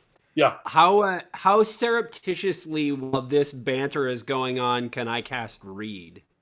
Is that involved? Considering that she's a very big personality and is obviously intentionally drawing attention, you need to make a deceive check, but you could give it a shot. Okay. I'm gonna given what's going on, and everybody's also kind of paying more attention to Nomi right now. Okay. Oh, I succeeded. Okay, so this may be the game, my friend. Okay, yeah, baby. So we see you, and because of your tradition, you have to do your shit. But I got to get I'm getting my notebook out, and I'm kind of mumbling. Okay, and who are you reading? Pardon? Who are you reading? I'm gonna read the troll shaman. I'm gonna ask that very popular GM question. Are you sure? Yes. Okay. Yeah. All right. Okay. So go ahead and make your test. All right, so that's a 4. I need a notice check from Nomi. Okay. I got a success, baby. I Nice. got a success. Notice is under. Oh, got it. Okay. Oh God. That's one partial success. Okay. You notice. Now I'm going to give it to you because he's standing close. Nevada's spellcasting. No, I don't know how much Nomi's seen of that, so it'll be weird to her. But it sure looks like he's casting a spell. All right, which form are you using? I'm Surface using the full thoughts? form. I I want to know the whole. I want the whole insight into what this Okay. troll is up to. But they get to make a willpower against that, right? Yeah. If they fail, name them used the most often, what their current mood is, and one of the following: surface thoughts, who are what they're most loyal to, what they fear, or something they really like. Yep. Well, you have to pick Yep. one of those. Do I get to choose? You I have get. to I get to pick one of those. Yep. Hold on. Surface I got the thoughts. list in front of me. Yeah, there's like 4 things. You get the name, Uh, and it's AJA Aja. Or Surface- name Asia is for Aja, us. Surface thoughts. AJA, like the Steely Dan album. I was just gonna say, which is Asia, but It is exactly like the Steely Dan album, except that it's not pronounced that way. correct. Okay, it's Aja. Surface Okay. thoughts. Would you survive mating? What was that? Surface thoughts. Would Navad survive mating? Would Navad survive mating Yeah, with she me? doesn't know your name, but that's going through her head. Oh man. Okay, and so of the things that I wanted to know, I gotta double check this list. I think I wanted to know. I want to know what they are most loyal to. Okay. Boy, I probably wasted this spell. So she is loyal to the cause. And you get the insight to know that the cause is what she thinks of as green skin society. Oh, okay. Okay. I'll also give you, because I you gotta rolled well, her interest in you seems to be because she's picked up magic from you. She knows I can do magic. Right. Okay. Yeah. Okay. And I understand that she knows that. Yeah. Which is what my riff about that was anyway. That made Nomi punch me. Okay. You got it. Okay. The cause. Oh, great. Okay. One of the warriors turns to Nomi. You have come on an auspicious night. Are you hungry? Am I? So he goes, he's got like a shovel on a handle and does sort of a gyro strip of meat for you and passes it over to you. This is too generous a gesture. I have a question, seeing as you are willing to break horse with me. Oh, that is no horse. Oh. That is a unicorn. It is why we are celebrating. Oh. You should eat the meat and drink the blood. Oh. Yes. Okay. It will make you more fecund. More what? That's one word I don't know. You will be very likely to give birth. Oh. I don't. Shut The big the lady fuck wants up. to do Shut me. the fuck up. Okay. We have nearly finished the eating. There is a second phase to this party, to which, of course, you are invited.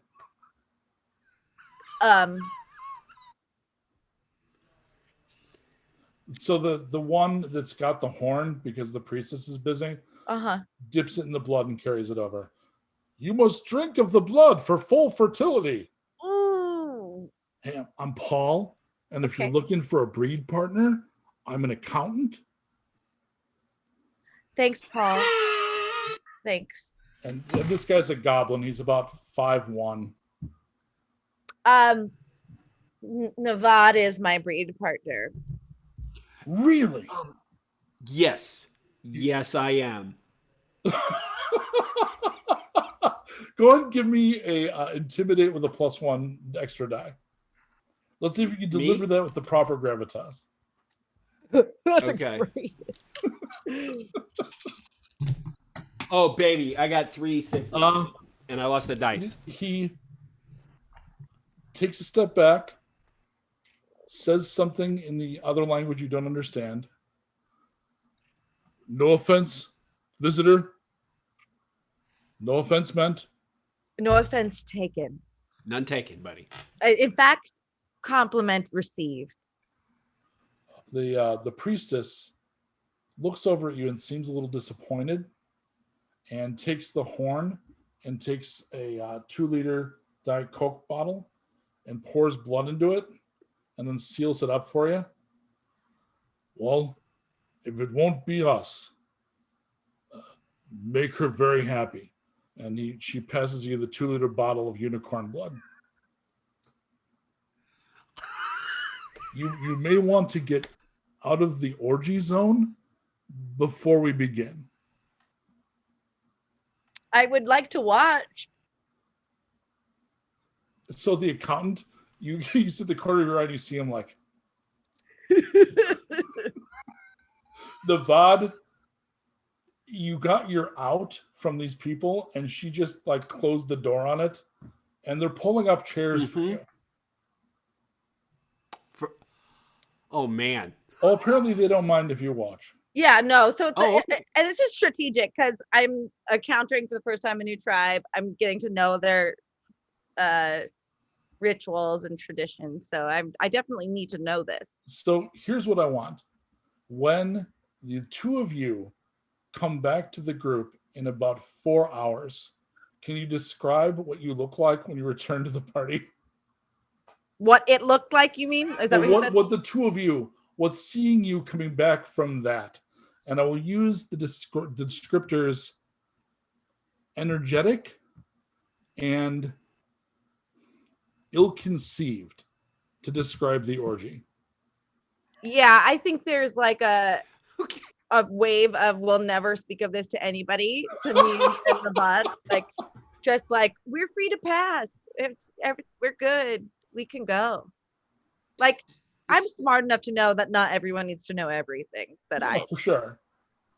So like Navad's demeanor is, like when you walk away from something that's disturbing and you're jacked up on adrenaline, but you can't really like let it all out. So it only comes out in like every once in a while taking like an extra high step or kind of like doing a little shoulder shimmy, like you're kind of like trying to shake the whole experience out of you. Your synapses are being rewired. Like, oh gosh. Yes. So and my hair is like damp in a way that it shouldn't.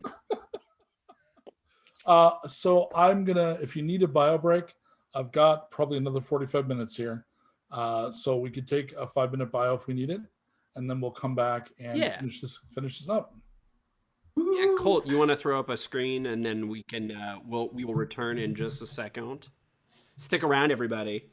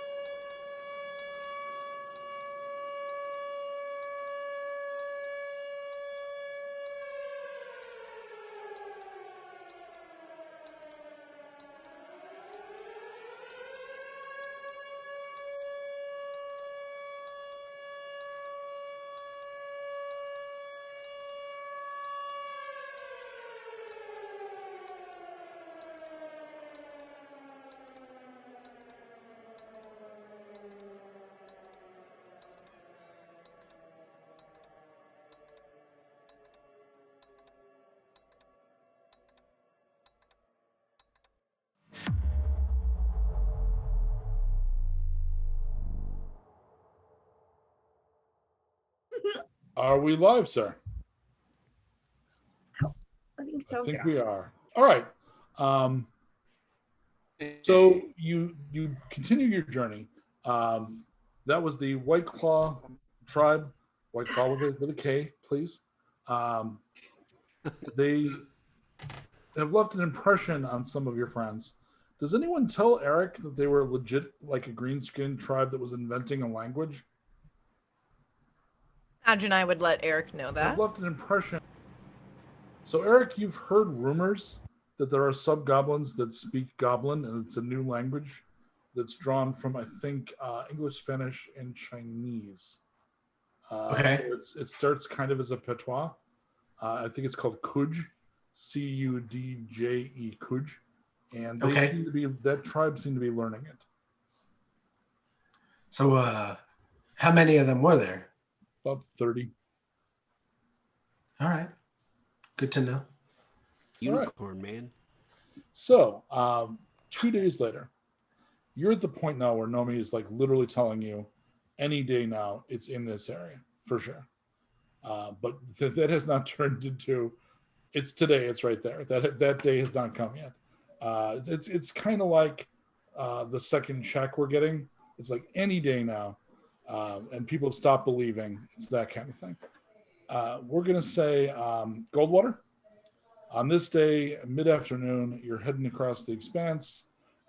You notice a lone figure kind of stumbling, so walking as though they're either wounded or exhausted, like literally stumbling.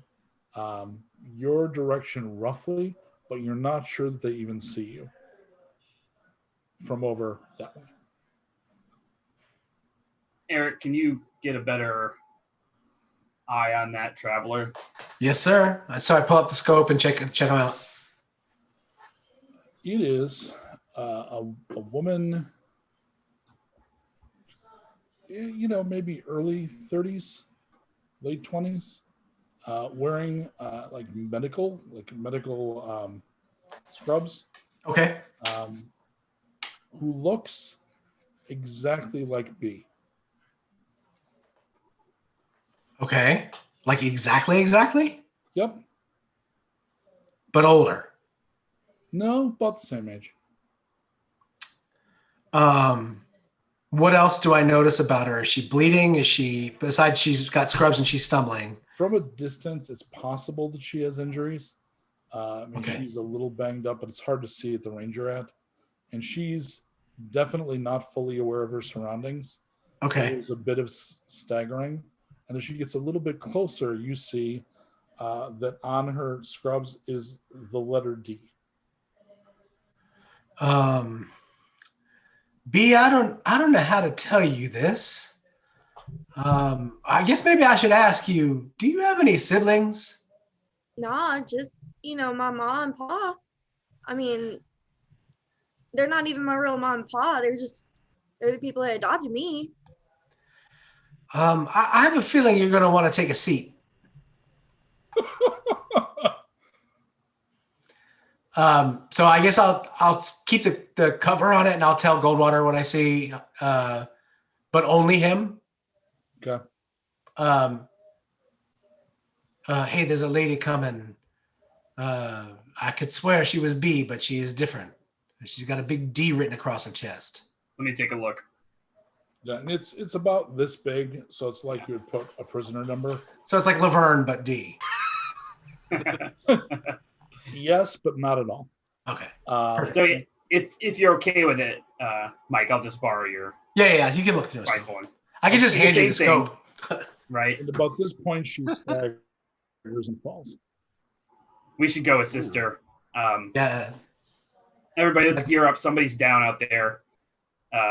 B, she looks like you. Nomi, is there a history of shapeshifters in the wastes? Okay, so let me help Jess with this. Shape-shifting is a mutation that's very rare. So saying a group of shapeshifters is not the thing. There is also a weird mutation called Paul, where a certain percentage of literally the human race has a mutation where they all kind of look like Paul. it's becoming like a subrace of dudes that look like Paul. And nobody knows why. Which is what that Green Goblin guy looked like, kind of too. Like when he said, No, "I'm Paul." no. He looked like a Murray. Okay, but his Except name was with Paul. bigger ears and yeah. No, he was a Paul, not Paul. Got it. No, I got it now. I'm glad you got that because I barely do. Okay. I know I breezed by it, but I'm really curious as to what B's reaction is when I say, Yeah. she looks like you. Everybody, let's go. I'm sitting there like just staring at you like, you're really seriously not going to sit there and just breeze past that, are you? You're not. It's better if we just go see if this is correct. No, that's fine. Come on, Jeeps, let's go. Yeah. And I just start booking it. I just start Same. running. Yeah. So we will end up swinging the camera around and cutting as the group comes in. I assume Erik will be near the back of that group because Yeah, I'm going to keep them covered. And because you're keeping them covered. And Limpy. B would be near the front because she is I'm running. hooking it. I'm hoofing. All right. There is an unconscious woman on the ground in the sand. I have 2 in medicine. Can I does anybody else have anything different? No need to roll. Okay. You want to flip her over? Yeah, I want to check her pulse, see if she's breathing, see if it if we need to start doing a little CPR. Okay. She has been shot. She has bled out a bit. Where is she shot? She is exhausted, so she's very pale, and she looks exactly like you. Where is she shot? Including the mole. Her arm, like the meat in the upper arm here. Got it. About where the D12 is. So I take off my little bandana and I make a little tourniquet on her arm right above the gunshot wound. Okay. And I scream it in a void and I'm like, baby sweetie, go get me some water right now. Right now. Water? Right now!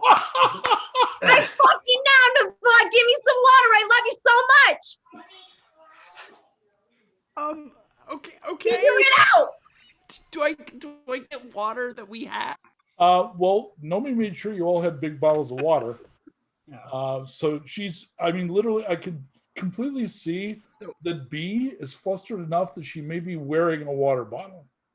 In which case, you could literally walk over. Sound like a canteen. You could literally walk over and hand her water. Oh, he's been time stopped. Yes. Oh no, he's frozen. So is that what you're doing, good. Shannon? I'm back. Yes. So you do some first aid on her. I won't have you roll. You can stabilize her. She's injured. She'll be okay, but you need to bandage her up. You need to get some water into her. And again, it's very strange looking at. It's not okay. So, not like I can't talk about any of it because Right. like it's so hard to acknowledge. Like I can only look at her wounds. That's it. I can only focus on that situation. I cannot look at her face. So like other people will notice the hair is a little different. Like hers is very short. Her teeth are different. Like B has a couple, like she has a chipped tooth. This girl's teeth are whiter. Is it just because she's a pure, or is there?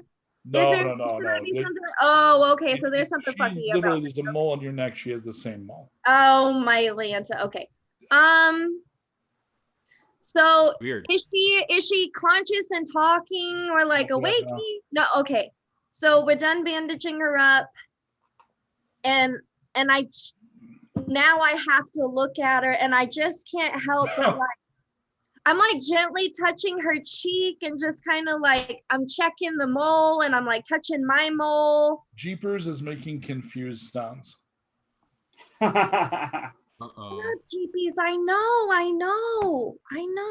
Okay, you film her and then film me. Go back and forth for me. Thank you. I hate to interrupt whatever is a very interesting thing for you. This is I have to be honest. This does not bode well for us. So I don't know how much we should like just hang out and try to figure out this mystery we can't solve, and we should probably just move on and stop wasting resources on someone that's probably gonna die. And Oh, you clearly never rolled with this group of empaths before.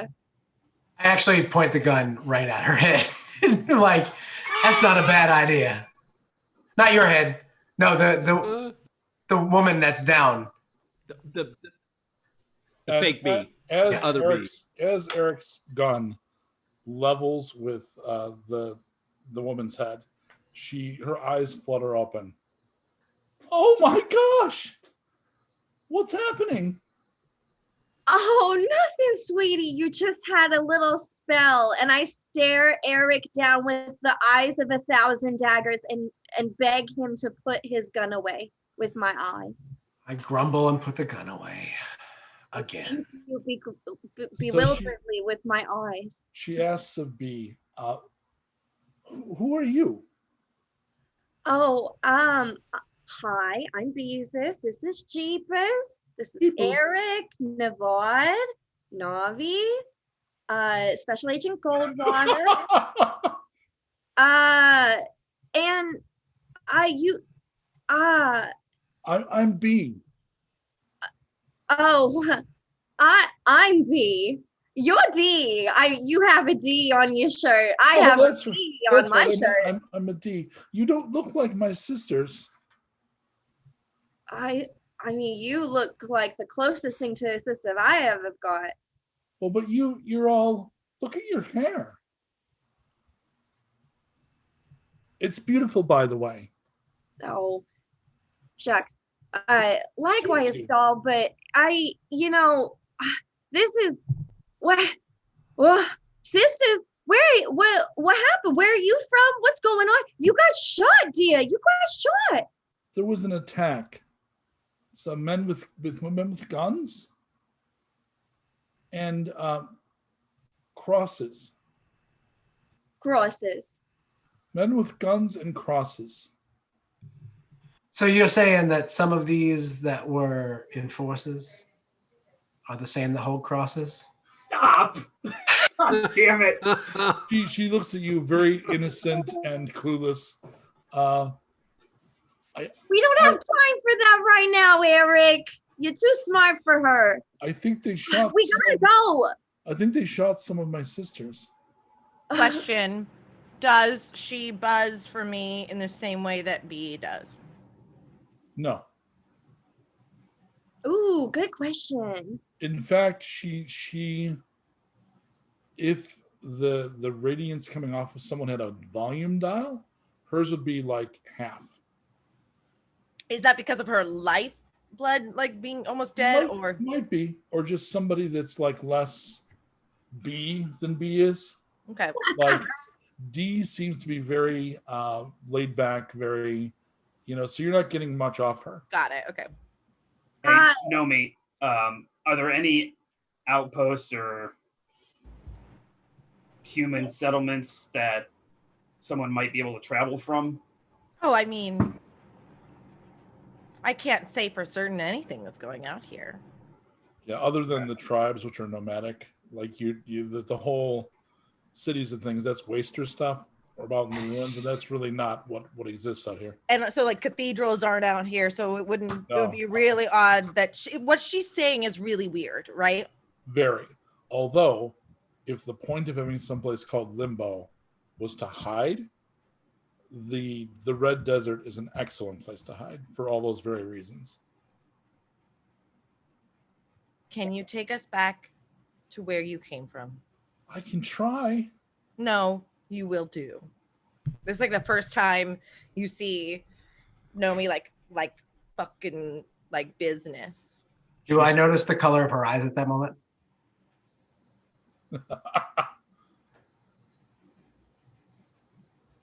Do you? Do I?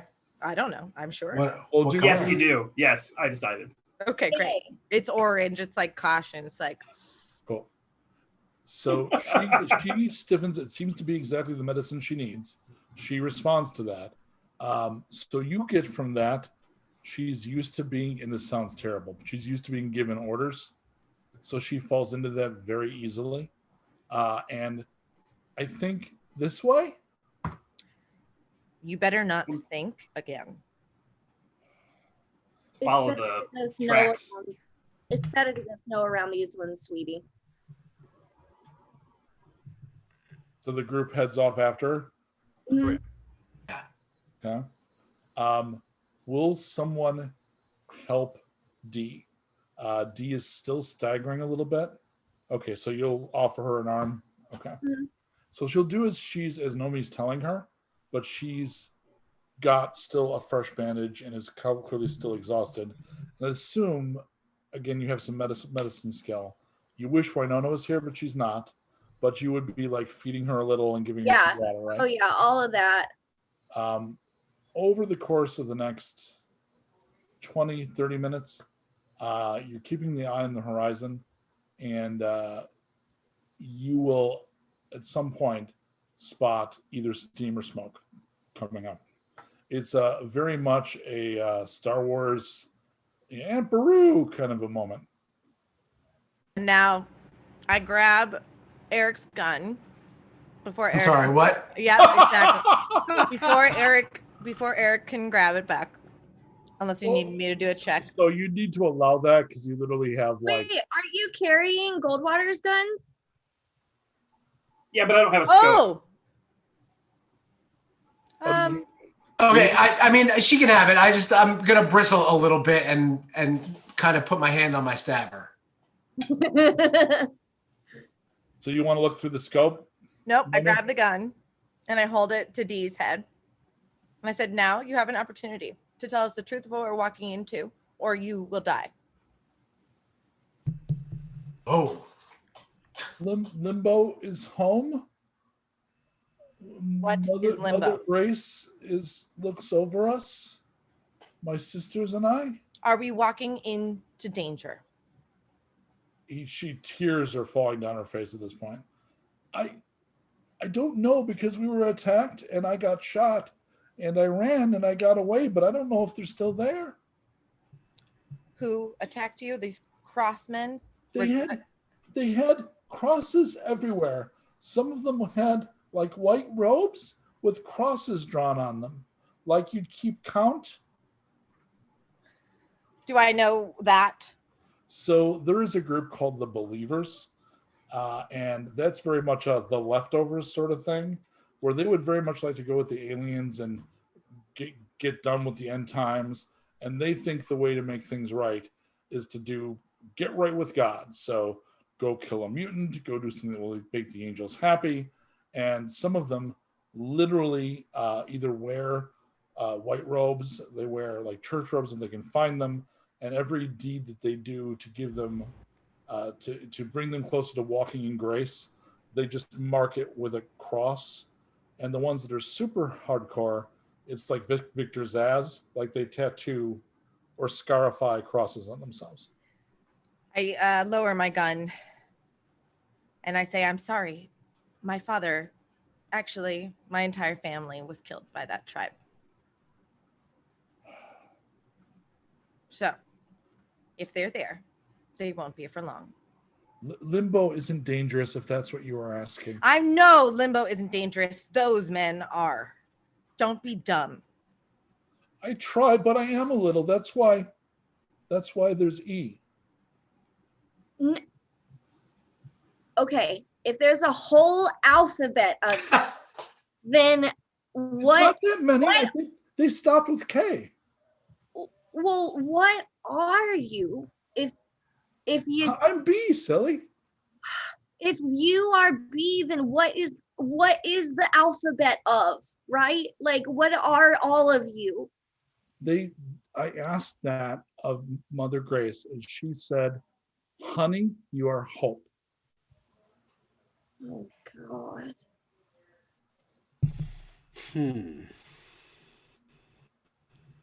But I'm not all that bright, so they don't train me very much. They were training K all the time. Uh, Nomi, what do you make of all this?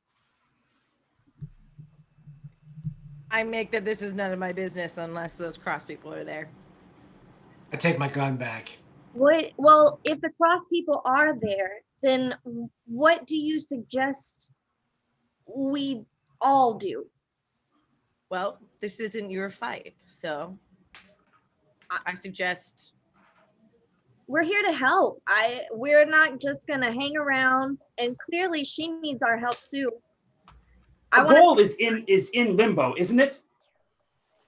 I mean, yeah. So if they're in our way, we kill them and get what we need. Right, like I'm asking, do we all go sneaky sneaky? Do we go guns a-blazing? I can see the general picture and how we all kind of have a clandestine situation all at the same place. But can we do it together in like a glam or like a shh kind of way? We don't know enough about what we're walking into to say go in guns blazing. I say we sneak in, find out what's going on, and make a tactical decision from there. I say we have the bait, we should use it. And I push. Are you talking deep? I'm sick and tired of treating a victim like a piece of meat. This is disgusting. Y'all. Thank you, Goldie. There's a simple explanation for this. Just switch their shirts. Eric, that is an amazing idea. She, without even bothering to think about it, it hits somehow with D, and she pulls off her shirt and hands it to you. Oh my goodness, that's amazing. Jeepers is now really fucking confused. You know it's using facial recognition to track? I grab I keep my little like yellow thingy, my little like thingy on, and I'm like, GP honey, color recognize this thing. Here, you got me. It's okay. Okay. Because you actually are a coder, you can get him updated enough to just tag to you. You probably don't want D giving him orders. No, I don't. Okay, so you switch. Boy, she does not have your vibe at all. And Nomi, they feel really different. Like you wouldn't even need to know based on what they're wearing. They just radiate differently to you. All right, so now you've got BDDB. All That'll right. make it easier to remember, right? This is horrible. And you see that there again, you see like in the distance smoke and steam and very, Amperu, that obviously at least has been partially destroyed. It's right over there. All right. I'll go with you. Yeah? Yeah. All right. Well, let's jam. So you're just going to walk up, and then Erik will be back a little? Yep. The rest of the group will be one step back from Well, isn't Nomi up here with us because she's got a bone to pick too? Yeah, that. but I think we're like, I think maybe Erik and I are flanking. So like we let you go. Got it. Like a little. Well, Okay. no, I think, and tell me if you don't like this, but I have a feeling we tell you to go forward because it would be weird if you're coming with other people. And, No, yeah, that makes sense. And we're rounding out the perimeter and keeping an eye. Yes. Yeah. That's great. Okay. You approach. In about 10 minutes, you get close. And that's when you see the first of the corpses. Oh, God. And this one has an H on her outfit, and there is a hole blown right through her. That's why you said Aunt Beru. God damn it. I can always trust you, my friend. It makes me sad. So yeah, there are dead bees here. Multiple. With different letters on. So there is some kind of a desert building here, and it has been partially destroyed. So it survived the fall. It has been hit recently. So has the kind of damage that would be like an 80s movie, hit it with a rocket launcher, kind of a fell down kind of a pattern to it. So this looks like a place that was hit hard.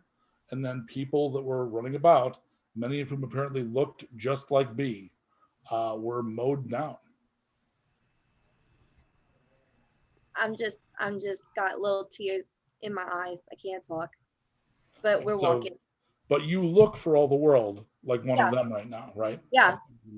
The next thing you'll notice, and I'm going to say Nomi notices this, there was an effort to take out one wall, and a piece of machinery was pulled out. There were definitely multiple vehicles here, probably trucks. You're in the desert, so they're like big, multiple, the kinds with two big fat wheels that would actually get traction on sand. And they pulled out a thing that looks like if you had a man crucified and that man had wings. Oh God. And it was like a thing meant to, like there's straps and such, that was pulled out.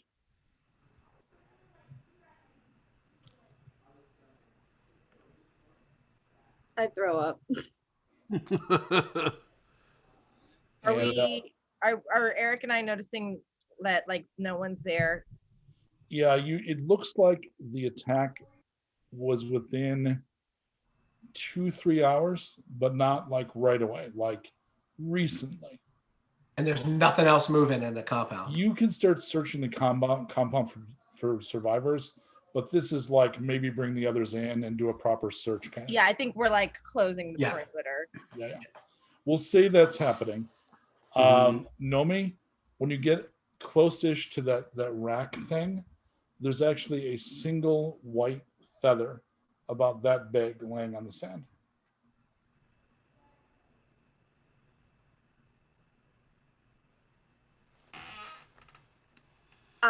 Do I notice her find it?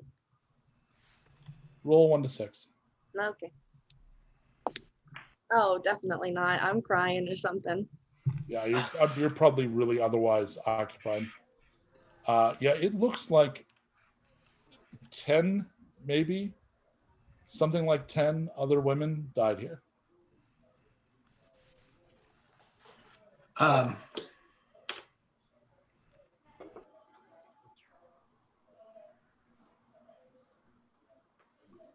So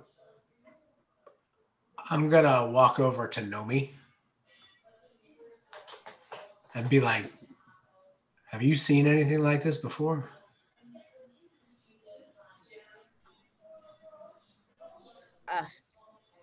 Destroyed camps, destroyed. No, this, you know what I'm talking about. Yeah.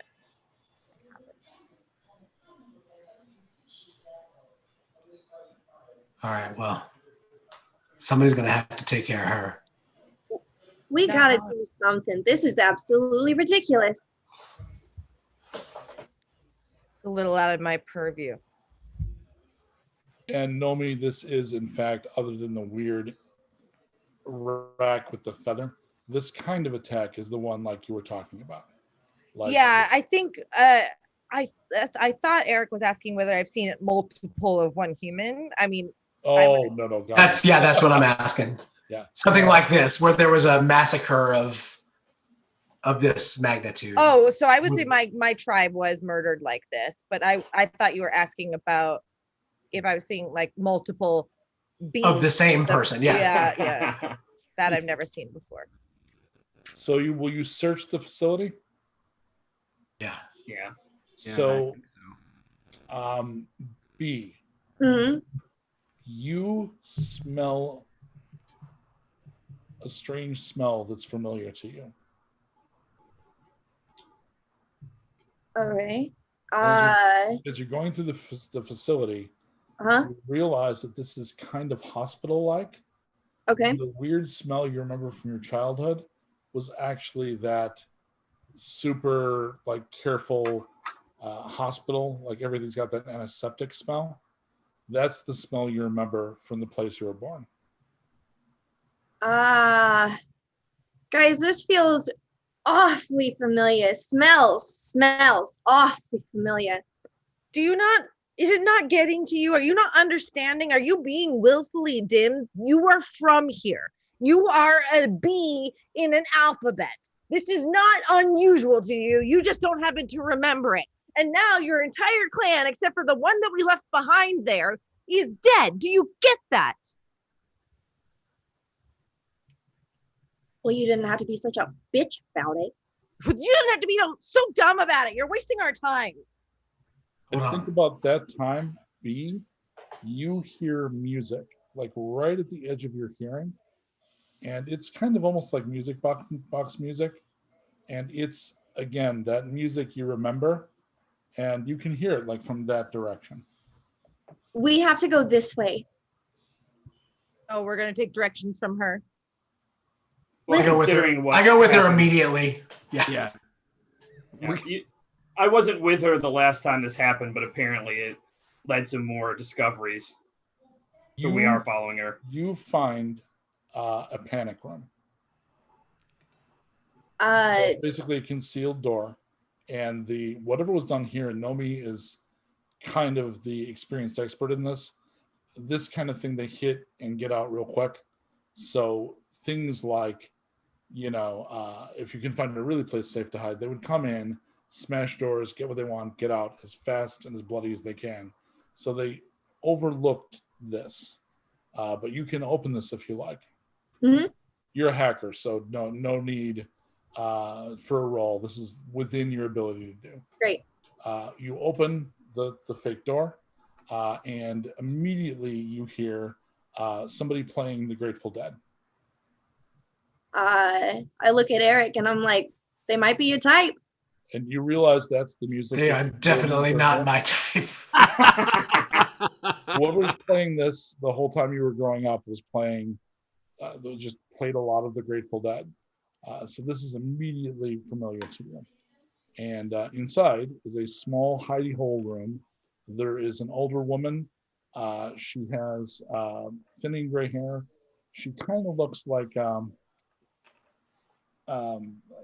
academic, a little pale, but the kind of person that definitely is taking care of herself, kind of like the tenacious, I'm going to do my business, I'm locked onto it. She seems very intense. She's got a shotgun and a pile of banker's boxes. You recognize her. You don't even remember her name, but she feels like Mom. Mama?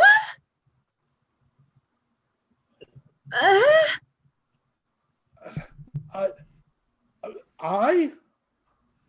B! B? B! You survived? I guess, yeah. She's gone down and comes up and gives you the big thought you were dead hug. Mommy, you're okay? Is Pa okay? The people you called Pa were other technicians in the program. There was no one but me here when the attack came. So they're all right. Everybody else is gone. What happened? Who did this to you? Was it, remind me the name. Believers found us. How are you here? These amazing people. I honestly, blessed she's new and feisty, but Nomi was the one who helped us get here, and Dee's the one who led us back. Dee's alive? He's still here. Bless her. I was so worried. She leans in. Dee's not very bright. I was very worried about her. Let me come out of this hole. Introduce me to your friends. Oh my god. So she has boxes of like those little disc media bits and like folios and pictures and things. She asks, did you see Kay? No. Wait. Yeah, we did, didn't we? No. We No. saw each. That was it. Or I that didn't we know if Kay was identified. Christy. My name is Grace. I work with something called Project Morningstar. Oh. Project Morningstar, we are a resistance. We were lucky enough to capture one of the angels. My particular field of study is genetics. One of the things that's stopped us from fighting back effectively is something that we call either majesty or the glamour. There is something about these things when you're near them, you become your willpower just fades away. They can ask you to do something, you do it without resisting. We were creating engineered clones by combining human and angel DNA.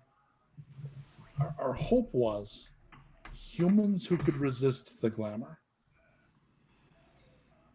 So, B, you're not actually pure, dear.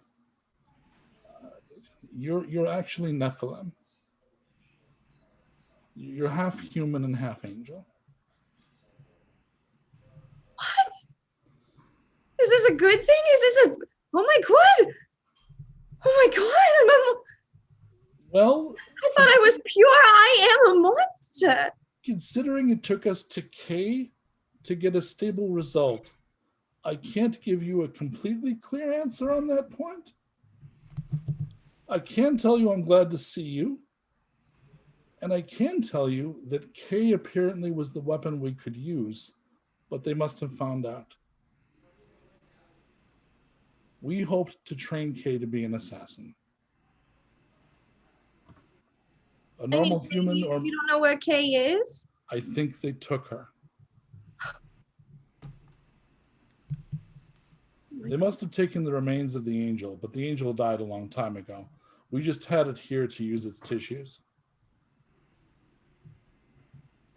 Are your friends, are you, and she turns to the rest of you, are you in any condition to give chase? If anyone can retrieve K, she would be a vital weapon in the fight against these things. I'm ready now. Yeah, let's go. We're all good to give chase. So she gives B a hug. You need to know there wasn't a C because we didn't love you. It's because you had trouble controlling your powers. What do you mean? I'll have to give you some tapes to watch. It's fine. It'll all be fine. Turns to Nomi. Are you the guide that brought them here?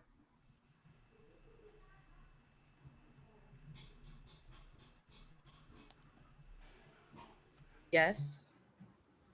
Would you be willing to help them get to the believers?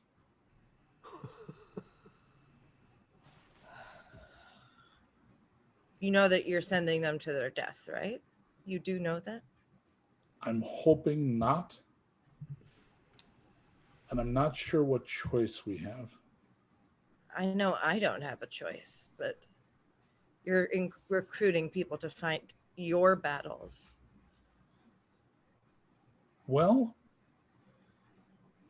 since I don't know the whole story yet of how you came to a secure facility for Project Morningstar, I have to assume they've already been partially recruited, or you wouldn't be here. I'm just making sure you have some sort of humanity left.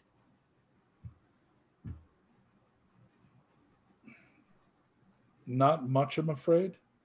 We did get all the way to K, and that required an awful lot of loss of what you're looking for. Single-minded fixation and empathetic humanity don't really walk hand in hand. Oh, I'm well aware. But we were in a situation where we've had operatives within striking range of angels before, and they could not act. So unless we can solve that problem, the angels will continue taking all of our resources off planet. We are doomed more than we are now. And this is one possible solution.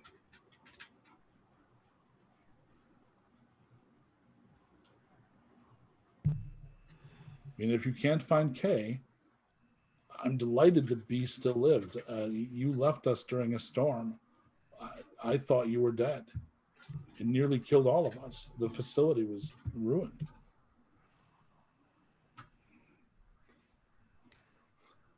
You don't remember a thing. Listen, this is wild. All I gotta say is, Nomi, I know we're not really vibing, but thank you. Don't thank me yet. You haven't survived yet. I think that's a good outline. We're going to call that the button. You haven't survived yet. I'm going to go ahead and tell you that next week we'll pick up from here. You will notice there was not a terrific amount of combat this time. That will not be as true next session for fairly obvious reasons. Before I hand it over for thank yous to everybody, I just wanted to make sure to thank Jess. You were amazing, super duper fun. So fun. Love Nomi to death. I do too. Thanks everybody for coming, and we were handing over to Danielle, right? Yeah. Perfect. Cool. Colt. All right. I also have on my list first to thank Jess. So thank you so much. As B, I called you the B word, but as Danielle, I think you're okay.